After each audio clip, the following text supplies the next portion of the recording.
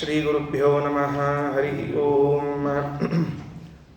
ನಿಶುಸೀದಗಣಪತೆ ಗಣೇಶತ್ವಾಮ ಗುರವಿಪ್ರತಮಂ ಕವೀನಾಂ ನರುತೆ ತ್ವತ್ಕ್ರಿಯತೆ ಕಿಂಚನಾರೇ ಮಹಾಮರ್ಕಂ ಮಾಘವಂ ಚಿತ್ರವಚ್ಚ ಗಣಾನಾಂ ತ್ವಾ ಗಣಪತಿಂ ಹವಾಮಹೇ ಕವಿಂ ಕವೀನಾಮುಪಮಶ್ರವಸ್ತವಂ ಜ್ಯೇಷ್ಠರಾಜಂ ಬ್ರಹ್ಮಣಾಂ ಬ್ರಹ್ಮಣಸ್ಪದಾನಃ ಶೃಣ್ವನ್ನೋತಿಭಿಃ ಸೇದಸಾದನಂ. ಶ್ರೀಗುರುಭ್ಯೋ ನಮಃ. ಹರಿ ಓಂ. ಜಯತಿ ಹರಿರಚಿಂತ್ಯಃ ಸರ್ವದೇವೈಕವಂದ್ಯಃ ಪರಮಗುರುರಭೀಷ್ಟಾವಾಪ್ತಿದಃ ಸಜ್ಜನಾನಾಂ ನಿಖಿಲಗುಣಗಣಾರ್ಣೋ ನಿತ್ಯನಿರ್ಮುಕ್ತದೋಷಃ ಸರಸಿಜನಯನೋऽಸೌ ಶ್ರೀಪತಿರ್ಮಾನದೋ ನಗ ಅಶೇಷವಾಗ್ಜಾಡ್ಯಮಲಾಪಹಂತ್ರಿ ನವಂ ನವಂ ಸ್ಪಷ್ಟಸುವಾಕ್ಪ್ರದಾಯಿನಿ ಮಮೇಘ ಜಿಹ್ವಾಗ್ರಸುರಂಗನರ್ತಕೀ ಭವಪ್ರಸನ್ನಾ ವದನೆ ಚ ಮೇ ಶ್ರೀಃ ವ್ಯಾಪ್ತಿರ್ಯಸ್ಯ ನಿಜೇ ನಿಜೇನ ಮಹಸಾ ಪಕ್ಷೇ ಸಪಕ್ಷೇ ಸ್ಥಿತಿಃ ವ್ಯಾವೃತ್ತಿಶ್ಚ ವಿಪಕ್ಷತೋऽಥ ವಿಷಯೇ ಸಕ್ತಿರ್ನ ವೈವಾದಿತೆ ನೈವಾಸ್ತಿ ಪ್ರತಿಪಕ್ಷಯುಕ್ತಿರತುಲಂ ಶುದ್ಧಂ ಪ್ರಮಾಣಂ ಸಮೇ ಭೂಯಾತ್ ತತ್ವವಿನಿರ್ಣಯಾಯ ಭಗವಾನ್ ಆನಂದತೀರ್ಥೋ ಮುನಿಃ ವಾಣಿತೆ ಕರವಾಣಿ ಚರಣೋ ಹೃದಿ ಸರ್ವದಾ ಮದ್ವಾಕ್ಯ ಸರಣಿರ್ಭೂಯಾತ್ ಶ್ರೀಮದಾಚಾರ್ಯ ಭಾವಗ. ನಮೋऽಸ್ತು ತಾತ್ವಿಕಾ ದೇವಾಃ ವಿಷ್ಣುಭಕ್ತಿಪರಾಯಣಾಃ ಧರ್ಮಮಾರ್ಗೇ ಪ್ರೇರಯन्तु ಭವಂತಃ ಸರ್ವ ಏವ ಹಿ. ಯಸ್ಯ ವಾಕ್ಕಾಮಧೇನುರ್ನಃ ಕಾಮಿತಾರ್ಥಾನ್ ಪ್ರಯಚ್ಛತಿ ಸೇವೇತಂ ಜಯ ಯೋಗೀಂದ್ರಂ ಕಾಮಬಾಣಚ್ಛಿದಂ ಸದಾ. ಅಸ್ಮದ್ಗುರುಸಮಾರಂಭಾಂ ಟೀಕಾಕೃತ್ಪಾದಮಧ್ಯಗಾಂ ಶ್ರೀಮದಾಚಾರ್ಯಪರ್ಯಂತಾಂ ವಂದೇ ಗುರುಪರಂಪರಾಂ. ಪೃಥ್ವೀಮಂಡಲಮಧ್ಯಸ್ಥಾಃ ಪೂರ್ಣಬೋಧಮತಾನುಗಾಃ ವೈಷ್ಣವಾ ವಿಷ್ಣುಹೃದಯಾಃ ತಾನ್ ನಮಸ್ಸೇ ಗುರೂನ್ ಮಮ. ಆಪಾದಮೌಳಿಪರ್ಯಂತಂ ಗುರುಣಾಮಾಕೃತಿಂ ಸ್ಮರೇತ್ ತೇನ ವಿಘ್ನಾಃ ಪ್ರಣಶ್ಯಂತಿ ಸಿದ್ಧ್ಯಂತಿ ಚ ಮನೋರಥಾಃ. ಶ್ರೀಮತ್ಸುಧಾದ್ಭುತಾಂಬೋಧಿ ವಿಕ್ರೀಡನ ವಿಚಕ್ಷಣಾನ್ ವಾಕ್ಯಾರ್ಥಚಂದ್ರಿಕಾಕಾರಾನ್ ವಿದ್ಯಾಧೀಶ ಗುರುಂ ಭಜೆ. ವೈಕುಂಠರಾಮೋ ಎಂಬವ್ರೇ ಸ್ವಯಮೇವ ಸ್ವಪೂಜಕಂ ರಘುಪ್ರಿಯಾರ್ಯ ಯೋಗೀಂದ್ರಂ ನೌಮಿ ಸಜ್ಞಾನಸಿದ್ಧಯೇ. ಆಗತಾದಿತ್ರಿಕಾಲಜ್ಞಂ ಆಗಮಾರ್ಥವಿಶಾರದಂ ತ್ಯಾಗಭೋಗಸಮಾಯುಕ್ತಂ ಭಾಗಣ್ಣಾರ್ಯ ಗುರುಂ ಭಜೆ. ಸ್ವಸ್ತಿಯಸ್ತು. ಇವತ್ತಿನಿಂದ 10 ದಿನಗಳ ಒಂದು ಬೃಹತ್ ಜ್ಞಾನಯಜ್ಞವನ್ನು ಪ್ರಾರಂಭ ಮಾಡ್ತಾ ಇದ್ದೇವೆ. ಈ ಪುಷ್ಯ ಮಾಸದಲ್ಲಿ ಅನೇಕ ಯತಿಶ್ರೇಷ್ಠರ ದಾಸವರೇಣ್ಯರ ಆರಾಧನಾ ಪರ್ವಕಾಲ. ಕೇವಲ ಮಕರ ಸಂಕ್ರಮಣ ಅಲ್ಲ, ಉತ್ತರಾಯಣ ಪುಣ್ಯ ಪರ್ವಕಾಲ ಅಲ್ಲ, ಅನೇಕ ಯತಿಗಳ ಆರಾಧನಾ ಪರ್ವಕಾಲ, ದಾಸಶ್ರೇಷ್ಠರ ಪರ್ವಕಾಲ, ಆರಾಧನಾ ಪರ್ವಕಾಲಗಳು ಬರುವಂತಹದ್ದು. ರಘುತ್ತಮ ತೀರ್ಥ ಶ್ರೀಪಾದಂಗಳವರ, ರಘುಪ್ರಿಯ ತೀರ್ಥರ, ನರಹರಿತೀರ್ಥರ, ಸತ್ಯಾಭಿಜ್ಞತೀರ್ಥರ, ಸತ್ಯಕಾಮತೀರ್ಥರ, ವಿದ್ಯಾಧೀಶ ತೀರ್ಥರ, ಪುರಂದರದಾಸರ, ಗೋಪಾಲದಾಸರ ಇವರೆಲ್ಲರ ಆರಾಧನೆಗಳು ಒಂದೇ ಒಂದು ಮಾಸದಲ್ಲಿ ಬರ್ತಾ ಇದೆ. ಇದು ಪುಷ್ಯ ಮಾಸ. ಇಷ್ಟಿಷ್ಟು ಜ್ಞಾನಿಗಳು ಒಂದು ಮಾಸದಲ್ಲಿ ಸನ್ನಿಹಿತರಾಗಿ ನಮ್ಮೆಲ್ಲರಿಗೂ ಅನುಗ್ರಹವನ್ನು ಮಾಡಬೇಕು ಅಂತ ಇಟ್ಕೊಂಡದ್ದು. ಈಗ ನಾವು ಸೇರಿದ್ದು ವಿದ್ಯಾಧೀಶ ತೀರ್ಥರ ಆರಾಧನಾ ಪೂರ್ವಭಾವಿಯಾಗಿ, ಆರಾಧನಾ ಉತ್ತರಭಾವಿಯಾಗಿ ರಘುಪ್ರಿಯ ತೀರ್ಥ ಶ್ರೀಪಾದರ 43ನೇ ಪೀಠಾರೋಹಣ ಮಹೋತ್ಸವ ಹಾಗೂ ಪಾದಕ ಸಮಾರಾಧನೆ ನಿಮಿತ್ತವಾಗಿ ಸೇರಿಕೊಂಡಿದ್ದೇವೆ. ಈ ಸಂದರ್ಭದಲ್ಲಿ ಅವರಿಗೆ ಪ್ರಿಯವಾದ ಕಾರ್ಯವನ್ನು ಮಾಡಬೇಕು ಅಂತ ಜ್ಞಾನ ಕಾರ್ಯವನ್ನು ಕೈಗೆತ್ತಿಕೊಂಡಾಗ ಯಾವುದು ಒಂದು ಸ್ತೋತ್ರ, ಒಂದು ಗ್ರಂಥ ಹೇಳಬೇಕಲ್ಲ ಅಂತ ಆಲೋಚನೆ ಬಂದಾಗ ಸತ್ಯಸಂಧ ತೀರ್ಥ ಶ್ರೀಪಾದರು ರಚನೆ ಮಾಡಿರುವ ವಿಷ್ಣು ಸ್ತುತಿ, ಅವರು ಅದು ಎಷ್ಟು ಭಕ್ತ್ಯುದ್ರೇಕದಿಂದ ಸ್ತೋತ್ರ ಮಾಡಿದ್ದಾರೆ ಅಂತಂದರೆ ಅದಕ್ಕೆ ಪ್ರತ್ಯಕ್ಷದರ್ಶಿಗಳು ಗಯಾವಾಡರು. ಅವರ ವಿಷ್ಣು ಸ್ತುತಿಯ ಭಕ್ತಿಯ ಭಾರ, ಭಕ್ತಿ ಪ್ರವಾಹ ಎಷ್ಟಿತ್ತು ಅಂತ ಕೇಳಿದರೆ ಗಯಾವಾಡ್ರೆಲ್ಲರೂ ಸೇರಿಕೊಂಡು ವಿಷ್ಣುಪಾದದ ಮಂದಿರಕ್ಕೆ ಬೀಗ ಹಾಕಿ ಇವರು ಬಂದರೆ ಇವ್ರಿಗೆ ಒಳಗೆ ಬಿಡೋದಿಲ್ಲ, ಇವ್ರ ಕಡೆಯಿಂದ ಹೆಚ್ಚು ದುಡ್ಡು ಪಡಿಬೇಕು ಅನ್ನೋ ಆಸೆಯಿಂದ ಅಲ್ಲಿದ್ದವರು ಬಾಗಿಲು ಹಾಕಿದರೆ ನೀವು ಯಾರು ಬೀಗ ಕೊಡೋದು ಬೇಕಾಗಿಲ್ಲ ಅಂದರು ಸ್ವಾಮಿಗಳು ಸತ್ಯಸಂಧ ತೀರ್ಥರು. ಆ ಸ್ತೋತ್ರ ಮುರಾರಾತೆ ವಿಷ್ಣೋ ಘರ ಮುಖ ಸುರಾರಾಧ್ಯ ಭವತೋ ಧರಾಯಾಂ ನಾಸ್ತ್ಯನ್ಯೋರ್ಭವ ಜಲಧಿ ಪಾರಂಗಮಗಿತುಂ ದುರಾಚಾರಾನ್ ವಾಸ್ಮಾನವ ಗುರುವರಾನುಗ್ರಹಬಲ ಜರಾ ದೂರಾಧಾರಾಮಯ ಘರ ನಿರಾಲಂಬನದಯ. ಪ್ರಾರಂಭವಾದರೆ ಗಂಗಾ ಪ್ರವಾಹದಂತೆ ಹೊರಟು ಅಷ್ಟೂ ಸ್ತೋತ್ರ ಶ್ಲೋಕ ಮುಗಿದಾಗ ತಾನೇ ಆ ಬೀಗ ಕಳಚಿ ಬಿತ್ತಂತೆ. ವಿಷ್ಣುಪಾದದ ಬಾಗಿಲು, ಮಂದಿರದ ಬಾಗಿಲಕ್ಕೆ ಹಾಕಿದ್ದು ಕಳಚಿಕೊಂಡು ಬಿದ್ದೋಯ್ತು. ಮಹಾಸಮರ್ಥರು ಕಾಶಿಗೆ ಹೋಗಿದ್ರಂತೆ ಸತ್ಯಸಂಧ ತೀರ್ಥ ಶ್ರೀಪಾದರು. ಅಲ್ಲೊಬ್ಬ ಸನ್ಯಾಸಿ ಸಿಕ್ಕಾಪಟ್ಟೆ ತೊಂದರೆ ಕೊಡ್ತಿದ್ದಂತೆ. ಏನು ಮಾಡಬೇಕು? ಕಾಶಿ ವಿಶ್ವನಾಥನಿಗೆ ಸ್ತೋತ್ರ ಮಾಡಿದ್ರಂತೆ. ಸ್ವಾಮಿ, ನಿಮ್ಮ ಊರಿಗೆ ಬಂದಿದ್ದೇನೆ, ಭಕ್ತ, ಅಂಥದ್ದು ನನಗೊಬ್ಬ ಕಾಡಲಿಕ್ಕೆ ಇಲ್ಲೊಬ್ಬ ಸನ್ಯಾಸಿ ಬಂದಿದ್ದಾನೆ, ಇವನನ್ನು ಏನು ಮಾಡ್ತೀಯ ನೋಡು ಅಂತ ಹೇಳಿ ಸ್ತೋತ್ರ ಮಾಡಿದರೆ ರುದ್ರದೇವರು ಆ ಸನ್ಯಾಸಿಯನ್ನು ಹೆದರಿಸಿ ಊರಿನಿಂದ ಓಡಿಸಿದ್ರಂತೆ. ಅದು ಈ ಸ್ತೋತ್ರದಲ್ಲಿ ಬರ್ತದೆ. ಗಂಗಾ ಸ್ತೋತ್ರವನ್ನು ಮಾಡ್ತಾರೆ. ಬಹಳ ಅದ್ಭುತವಾದ ಗ್ರಂಥ ಅದು, ವಿಷ್ಣು ಸ್ತುತಿ. ವಿದ್ಯಾಧೀಶ ತೀರ್ಥ ಶ್ರೀಪಾದರ ಆರಾಧನೆಗೆ ಅವರ ಪರಂಪರೆಯಲ್ಲಿ ಬಂದಿರುವಂತಹ ಸತ್ಯಬೋಧ ಸ್ವಾಮಿಗಳ ಪರಮಾನುಗ್ರಹಕ್ಕೆ ಪಾತ್ರರಾದವರು. ವಿದ್ಯೆಯನ್ನು ಅವರಿಂದ ಪಡೆದವರು, ಆಯಸ್ಸನ್ನು ಅವರಿಂದ ಪಡೆದವರು, ಉತ್ತರಾಧಿಕಾರವನ್ನು ಅವರಿಂದ ಪಡೆದವರು. 10 ವರ್ಷ ಪೀಠದ ಮೇಲೆ ಇದ್ದರೆ ಯಾವ ಕೆಲಸವನ್ನು ಮಾಡಿಲ್ಲ, ಎಲ್ಲ ಕೆಲಸವನ್ನು ಮಾಡಿಸಿ ತೋರಿಸಿದ್ದಾರೆ. ಅವರ ಮಹಿಮೆಯನ್ನು ಬರೋ ಮುಂದಿನ ದಿನಗಳಲ್ಲಿ ಹೇಳಬೇಕು, ಹೇಳ್ತೇನೆ. ಗ್ರಂಥಕಾರರ ಮಹಿಮ, ಯಾರ ಆರಾಧನಾ ನಿಮಿತ್ತವಾಗಿ ಈ ಗ್ರಂಥವನ್ನು ಹೇಳಲಿಕ್ಕೆ ಹೊರಟಿದ್ದೇವೆ ಆ ಮಹಾಪ್ರಭುಗಳ ಬಗ್ಗೆ ಒಂದೆರಡು ಮಾತು ಹೇಳಬೇಕು. ನಮ್ಮ ಗಲಗಲಿ ಪಂಡರಿನಾಥಾಚಾರ್ಯರು ಒಂದು ಕಡೆಗೆ ಒಂದು ಮಾತು ಬರೀತಾರೆ. ವಿದ್ಯಾಧೀಶ ತೀರ್ಥ ಶ್ರೀಪಾದರ ಬಗ್ಗೆ ಏನು ಹೇಳಬೇಕು ನಾವು? ಹೇಳೋ ಅಂಥದ್ದು ಏನು ಅಂಶ ಇದೆ? ಅವರು ಗ್ರಂಥ ಬರೆದಿದ್ದಾರೆ, ಹಾಗಿದೆ ಹೀಗಿದೆ ಎಲ್ಲ ಸರಿ. ಆ ಗ್ರಂಥದಲ್ಲಿ ಗ್ರಂಥ ರಾಜ ಅಂತ ಕರೆಸಿಕೊಂಡದ್ದು ವಾಕ್ಯಾರ್ಥ ಚಂದ್ರಿಕಾ. ಅದರಂಥ ಅದ್ಭುತವಾದ ಗ್ರಂಥ ಇನ್ನೊಂದಿಲ್ಲ. ಅದು ಶ್ರೀಮನ್ ನ್ಯಾಯ ಸುಧಾ ಗ್ರಂಥಕ್ಕೆ ಟಿಪ್ಪಣಿ ತೆಗೆದು ನೋಡಿದರೆ ಮೊಟ್ಟ ಮೊದಲನೇ ಟಿಪ್ಪಣಿ ಅದು. ಅದರ ಗಾಂಭೀರ್ಯ ಎಷ್ಟಿದೆ ಅಂತ ಕೇಳಿದರೆ ಅದಕ್ಕೊಂದು ಟಿಪ್ಪಣಿ ಬರೆಯುವಂತಹ ಪ್ರಸಂಗ ಬಂತು ವಾಕ್ಯಾರ್ಥ ರತ್ನಮಾಲ ಅಂತ ತಿಳಿದುಕೊಂಡು. ಅಷ್ಟು ಗಂಭೀರವಾಗಿ ಬರೆದಿರುವಂಥದ್ದು. 106 ನಕ್ಷತ್ರಗಳಿದ್ದರೂ ಕೂಡ ಅದೇನೋ ಚಮಕಾಯಿಸುವುದಿಲ್ಲ. ಅದು ಏಕಶ್ಚಂದ್ರಸ್ತಮೋಹಂತಿ ನಚತಾರ ಗಣೋಪಿಚ. ಹಾಗಾಗಿ ಅಂಥ ಅದ್ಭುತವಾದ ಗ್ರಂಥವನ್ನು ಹೇಗೆ ವರ್ಣಿಸಬೇಕು ಅಂತ ಕೇಳಿದರೆ ನಮ್ಮ ಗಲಗಲಿ ಆಚಾರ್ಯ ಅಂತಾರೆ, ಅನನ್ವಯಾಲಂಕಾರದಿಂದ ಪೂಜೆ ಮಾಡಬೇಕು ಅಂತ ಹೇಳ್ತಾರೆ. ಯಾವುದನ್ನು? ವಾಕ್ಯಾರ್ಥ ಚಂದ್ರಿಕಾವನ್ನು ಯಾವುದರಿಂದ ಪೂಜೆ ಮಾಡಬೇಕು? ಅದು ಗ್ರಂಥ, ಅದಕ್ಕೊಂದು ಅಲಂಕಾರ ಮಾಡಬೇಕಲ್ಲ ಅಂದರೆ ಅನನ್ವಯಾಲಂಕಾರ ಅಂತ. ಏನು ಹಂಗಂದರೆ ಅನನ್ವಯಾಲಂಕಾರ ಅಂದರೆ ಅದಕ್ಕೆ ಇನ್ನೊಂದು ದೃಷ್ಟಾಂತ ಕೊಡ್ಲಿಕ್ಕೆ ಬರೋದಿಲ್ಲ. ಅದಕ್ಕೆ ಅದೇ ದೃಷ್ಟಾಂತ, ಅದಕ್ಕೆ ಅದೇ ದಾಷ್ಟಾಂತಿಕ, ಉಪಮಾನವೂ ಅದೇ, ಉಪಮೇಯವೂ ಅದೇ ಆಗಿದ್ದರೆ ಅನನ್ವಯಾಲಂಕಾರ ಅಂತ. ಹಾಗಾದರೆ ವಾಕ್ಯಾರ್ಥ ಚಂದ್ರಿಕಾ ಹೇಗಿದೆ ಅಂದರೆ ವಾಕ್ಯಾರ್ಥ ಚಂದ್ರಿಕೆಯಂತೆ ಇದೆ ಅಂತ. ಮಳಖೇಡದಲ್ಲಿ ವಿದ್ಯಾಧೀಶ ತೀರ್ಥ ಶ್ರೀಪಾದರು ಸುಧಾ ಪಾಠವನ್ನು ಮಾಡಿದ್ರಂತೆ. ಯಾರು ಕೂತಿದ್ರು ಪಾಠಕ್ಕೆ ಅಂತ ಕೇಳಿದ್ರೆ ಆಶ್ಚರ್ಯ ಆಗ್ತದೆ. ನಾವೆಲ್ಲ ಸುಧಾ ಪಾಠಕ್ಕೆ ಅವ್ರು ಕೂತಿದ್ರು ಇವ್ರು ಕೂತಿದ್ರು, ನಮ್ಮ ಸ್ವಾಮಿಗಳ ಮುಂದೆ ಹಂಗೆ ಹಿಂಗಂತ ಕೇಳ್ತಿರ್ತೀವಿ.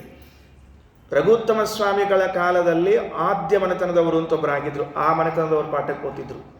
ಯಾರ ಕಾಲಕ್ಕೆ? ವಿದ್ಯಾಧೀಶ ತೀರ್ಥರ ಕಾಲಕ್ಕೆ ಜಯತೀರ್ಥರ ಸನ್ನಿಧಾನದಲ್ಲಿ ಪಾಠ ಹೇಳ್ತಾ ಇದ್ದರೆ ಕುಳಿತವರು ಆದ್ಯ ಮನೆತನದವರು, ಆಯಿ ಮನೆತನದವರು, ವಾಯಿ ಮನೆತನದವರು, ಗಲಗಲಿ ಮನೆತನದವರು, ಪಾಂಡ್ರಂಗಿ ಮನೆತನದವರು. ಈ ಪಂಚಾಚಾರ್ಯರು 5 ಮಂದಿ ಅವತ್ತಿನ ಕಾಲದಲ್ಲಿ ಮಠದಲ್ಲಿ ವಿದ್ಯಾಧೀಶ ತೀರ್ಥರು ಪಾಠ ಹೇಳಿದರೆ ಎದುರಿನಲ್ಲಿ ಕುಳಿತುಕೊಂಡು ಕೇಳುವಂತಹ ಸಾಮರ್ಥ್ಯ ಇದ್ದವರು. 5 ಜನ ಮನೆತನಸ್ಥ ಆಚಾರ್ಯರನ್ನು ಕೂಡಿಸಿ ವಿದ್ಯಾಧೀಶ ತೀರ್ಥರು ಶ್ರೀಮನ್ಯಾಯಸುಧಾ ಪಾಠವನ್ನು ಸಮಗ್ರವಾಗಿ ಹೇಳಿ ಮಳಖೇಡದಲ್ಲೇ ಮಂಗಳವನ್ನು ಮಾಡಿದ್ದಾರೆ. ಅಂಥ ಒಂದು ಅದ್ಭುತವಾದ ಪಾಠದ ಸಾಮರ್ಥ್ಯ. ವೇದವ್ಯಾಸ ತೀರ್ಥರು ಅವರನ್ನು, ವಿದ್ಯಾಧೀಶ ತೀರ್ಥರನ್ನು ನೋಡಿ, ಅವರ ಪಾಠ, ಅವರ ತಪಸ್ಸು, ಅವರ ಪಾಂಡಿತ್ಯ ನೋಡಿ ಮಂತ್ರಮುಗ್ಧರಾಗಿ ಕರೆದು ಆಶ್ರಮವನ್ನು ಕೊಟ್ಟರಂತೆ. ನಿಮಗೇ ಕೊಡಬೇಕು ಅಂತ ಇಟ್ಟುಕೊಂಡಿದ್ದೇವೆ ಅಂತ. ಪ್ರಚಂಡ ಇದ್ದರ್ರಿ ಅವರು. ಸಂಚಾರಕ್ಕೆ ಹೊರಟ್ರೆ ಮಹಾಪ್ರಚಂಡರು. ಊರುಗಳಿಗೆ ಹೋಗಿ ಅಲ್ಲಲ್ಲಿರುವ ವಿದ್ವಾಂಸರನ್ನು, ಪರಮತೀಯ ವಿದ್ವಾಂಸರನ್ನು ಬಳಿದು ಎಬ್ಬಿಸಿ ವಾಕ್ಯಾರ್ಥ ಮಾಡಿ ಅವರನ್ನು ಬೀಳಿಸೇ ಬರಬೇಕಂತ ಅಂಥ ಸಮರ್ಥರು ವಿದ್ಯಾಧೀಶ ತೀರ್ಥರು. ಅವರ ಆರಾಧನಾ ಪ್ರತಿ ವರ್ಷ ನಮ್ಮ ಪಾಂಡಂಗಿ ಮಂತನದವರು ಮಾಡ್ತಾರೆ. ಶ್ರೀಧರಾಚಾರ್ಯ ಅವ್ರ ಮಕ್ಕಳು ನಾರಾಯಣಾಚಾರ್ಯ ಮಾಡ್ತಾ ಇದ್ದಾರೆ. ಈಗ 5-6 ವರ್ಷಗಳಿಂದ ನಡೀತಾ ಇದೆ. ಅವರ ಮಂತನದವರೇ. ಅದು ಅವರಿಗೆ ವಿಶೇಷವಾದ ಅನುಗ್ರಹ ಆಗಬೇಕು. ವಿದ್ಯಾಧೀಶ ತೀರ್ಥರ ಅನುಗ್ರಹ ಆದರೆ, ವಾಕ್ಯಾರ್ಚಂದ್ರಿಕಾ ಅರ್ಥ ಆದರೆ, ಆಗ ನಿಜವಾಗಿಯೂ ಅವರ ಆರಾಧನೆ ಮಾಡಿದ್ದಕ್ಕೆ, ಸೇವೆ ಮಾಡಿದ್ದಕ್ಕೆ ಪುಣ್ಯ, ಅದು ಫಲ. ಅವರ ಆರಾಧನಾ ನಿಮಿತ್ತ ಬರುವ 10 ದಿನಗಳ ಅವಧಿಯಲ್ಲಿ ಸತ್ಯಸಂಧ ತೀರ್ಥರು, ವಿದ್ಯಾಧೀಶ ತೀರ್ಥರು, ರಘುಪ್ರಿಯ ತೀರ್ಥರು 3 ಜನರು ಆಗಾಗ ಬಂದು ಹೋಗ್ತಿರ್ತಾರೆ. ಈ ಉಪನ್ಯಾಸದ ಮಧ್ಯದಲ್ಲಿ ಈ 3 ಇಟ್ಟುಕೊಂಡಿದ್ದೇನೆ, ಅವರನ್ನು ಹೇಳ್ತಿರ್ತೇನೆ. ಇವತ್ತು ಸ್ತೋತ್ರವನ್ನು ಪ್ರಾರಂಭ ಮಾಡುತ್ತೇನೆ. ವಿಷ್ಣು ಸ್ತುತಿ ಅಂತ ಹೆಸರು. ನಮ್ಮಲ್ಲಿ ತ್ರಿವಿಕ್ರಮ ಪಂಡಿತಾಚಾರ್ಯರು ಒಂದು ವಿಷ್ಣು ಸ್ತುತಿಯನ್ನು ಬರೆದಿದ್ದಾರೆ. ಅದನ್ನು ಇಲ್ಲಿಯೇ ಪ್ರಾರಂಭ ಮಾಡಿದ್ದೆ. ವಿದ್ಯಾಧೀಶ ಸ್ವಾಮಿಗಳ ಆರಾಧನೆಯ ಸಂದರ್ಭದಲ್ಲಿ ಮಂಗಳ ಮಾಡಿದ್ದೆ. ಈ ಬಾರಿ ಈ ವಿಷ್ಣು ಸ್ತುತಿಯನ್ನು ಇಲ್ಲಿಯೇ ಪ್ರಾರಂಭ ಮಾಡಿ ಇಲ್ಲಿಯೇ ಮಂಗಳ ಮಾಡೋದು ವಿದ್ಯಾಧೀಶ ಸ್ವಾಮಿಗಳ ಆರಾಧನೆಯ ಸಂದರ್ಭದಲ್ಲಿ. ಹೀಗಾಗಿ ಒಂದು ತ್ರಿವಿಕ್ರಮ ಪಂಡಿತಾಚಾರ್ಯರು ಬರೆದ ವಿಷ್ಣು ಸ್ತುತಿ, ಇನ್ನೊಂದು ಸತ್ಯಸಂಧ ತೀರ್ಥರು ಬರೆದಿರುವಂತಹ ವಿಷ್ಣು ಸ್ತುತಿ. 2 ವಿಷ್ಣು ಸ್ತುತಿಗಳು ಮಾಧ್ವ ಸಂಪ್ರದಾಯದಲ್ಲಿ ಅತ್ಯಂತ ಅದ್ಭುತವಾದದ್ದು. ಆ ವಿಷ್ಣು ಸ್ತುತಿಗೆ, ತ್ರಿವಿಕ್ರಮ ಪಂಡಿತಾಚಾರ್ಯರು ಬರೆದ ವಿಷ್ಣು ಸ್ತುತಿಗೆ ವಿಜೇಂದ್ರ ಸ್ವಾಮಿಗಳ ವ್ಯಾಖ್ಯಾನ ಮಾಡಿದ್ದಾರೆ. ಬೇರೆಯವರಲ್ಲ, ವಿಜೇಂದ್ರ ಸ್ವಾಮಿಗಳ ವ್ಯಾಖ್ಯಾನ ಮಾಡಿದ್ದಾರೆ. ಈ ವಿಷ್ಣು ಸ್ತುತಿಗೆ, ಸತ್ಯಸಂಧ ತೀರ್ಥರು ಬರೆದಿರುವಂತಹ ವಿಷ್ಣು ಸ್ತುತಿಗೆ ಗಲಗಲಿ ರಾಮಾಚಾರ್ಯರು, ವರಖೇಡಿ ನರಸಿಂಹಾಚಾರ್ಯರು ವ್ಯಾಖ್ಯಾನ ಮಾಡಿದ್ದಾರೆ. ಅವರಿಬ್ಬರೂ ಸೇರಿಕೊಂಡು ಮಾಡಿರುವಂತಹ ವ್ಯಾಖ್ಯಾನ. ನಮ್ಮ ಗುರುಗಳು ಮುಂಡ್ರಗಿ ರಂಗನಾಥಾಚಾರ್ಯರು ಪಾಠ ಹೇಳುವಾಗ ನಾನೊಂದು ಸರ್ತಿ ಕೇಳಿದ್ದೆ. ಈ ವ್ಯಾಖ್ಯಾನವನ್ನು ನೋಡಿ ಅವರಿಗೆ ಕೇಳಿ ಹೇಳಿದೆ, ಇಲ್ಲ ಇದೆಲ್ಲ ವ್ಯಾಖ್ಯಾನ ಬರೆದವರು ಯಾರು, ಹೀಗೆ. ಯಾಕಂದರೆ ಇಲ್ಲಲ್ಲಿ ಅನಾಮಧೇಯ ಅದು ಯಾರು ಬರೆದಿದ್ದಾರೆ ಅಂತ. ನಮ್ಮ ಗುರುಗಳು ವರಖೇಡಿ ನರಸಿಂಹಾಚಾರ್ಯರ ಶಿಷ್ಯರು, ಸಾಕ್ಷಾತ್ ಶಿಷ್ಯರು. ಅವ್ರು ಹೇಳಿದರು, ನಮ್ಮ ಗುರುಗಳು ನಿಮ್ಮ ಗಲಗಲಿ ಆಚಾರ್ಯರಿಬ್ಬರು ಸೇರಿ ಅದಕ್ಕೆ ವ್ಯಾಖ್ಯಾನ ಬರೆದಿದ್ದು ಅಂತ. ಸತ್ಯಸಂಧ ತೀರ್ಥ ಶ್ರೀಪಾದರು ಬರೆದ ವಿಷ್ಣು ಸ್ತುತಿಗೆ ವ್ಯಾಖ್ಯಾನ ಗಲಗಲಿ ಆಚಾರ್ಯರ ಹಾಗೂ ವರಖೇಡಿ ಆಚಾರ್ಯರ ಸೇವಾ. ಹಾಗಾಗಿ ಆ ವ್ಯಾಖ್ಯಾನದ ಹಿನ್ನೆಲೆಯಲ್ಲಿ ಈ ವಿಷ್ಣು ಸ್ತುತಿಯ ಪ್ರವಚನವನ್ನು ಮಾಡಬೇಕು ಅಂತ ತೊಡಗಿದ್ದೇನೆ. ಪ್ರಾಸ್ತಾವಿಕ ಆಯಿತು, ಇನ್ನು ನೇರವಾಗಿ ಪ್ರವೇಶವನ್ನು ಮಾಡೋಣವಂತೆ. ಭಗವಂತನ ಸ್ತೋತ್ರ ವಿಷ್ಣು ವಿಷ್ಣು ವಿಷ್ಣು ಅಂತ ಕರೀತಾರೆ. ಈ ವಿಷ್ಣುವಿನ ಬಗ್ಗೆ ಆಚಾರ್ಯರು ಐತರೇಯ ಉಪನಿಷತ್ತಿನ ಭಾಷ್ಯದಲ್ಲಿ ಬಹಳ ವಿಸ್ತಾರವಾಗಿ ವ್ಯಾಖ್ಯಾನವನ್ನು ಮಾಡ್ತಾರೆ. ವಿಷ್ಣು ಅಂದರೆ ಯಾರು, ಏನು ಅಂತೆಲ್ಲ. ನಾನು ಮತ್ತೆ ಪ್ರಸಂಗಾಂತರದಲ್ಲಿ ನೋಡ್ತೇನೆ. ಸದ್ಯಕ್ಕೆ ಶ್ಲೋಕವನ್ನು ಓದಿ ಸಾಮಾನ್ಯವಾದ ಭಾವವನ್ನು ನೋಡೋಣವಂತೆ. ಮುರಾರಾತೆ ವಿಷ್ಣೋ ಹರ ಮುಖ ಸುರಾರಾಧ್ಯ ಭವತೋ ಧರಾಯಾಂ ನಾಸ್ತ್ಯನ್ಯೋ ಭವ ಜಲಧಿ ಪಾರಂಗಮಯಿತುಂ ದುರಾಚಾರಾನ್ ವಾಸ್ಮಾನವ ಗುರುವರಾನುಗ್ರಹಬಲಾನ್ ಜರಾದೂರಾಧರಾಮಯಗರ ನಿರಾಲಂಬನದಯ. ಮೊದಲು ದೇವರನ್ನ ಸ್ತೋತ್ರ ಮಾಡಿದ್ದು ಮುರಾರಾತೆ.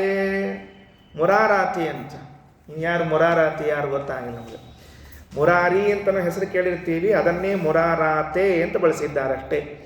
ಮುರ ಅನ್ನುವಂತಹ ಒಬ್ಬ ರಾಕ್ಷಸನಿಗೆ, ಅಸುರನಿಗೆ ಅರಾತಿ ಅಂದರೆ ಶತ್ರುವಾದವನು ಶ್ರೀಕೃಷ್ಣ ಪರಮಾತ್ಮ. ಶ್ರೀಕೃಷ್ಣ ಸತ್ಯಭಾಮನ ಕರ್ಕೊಂಡು ಗರುಡಾರೂಢನಾಗಿ ಹೊರಟಂತ.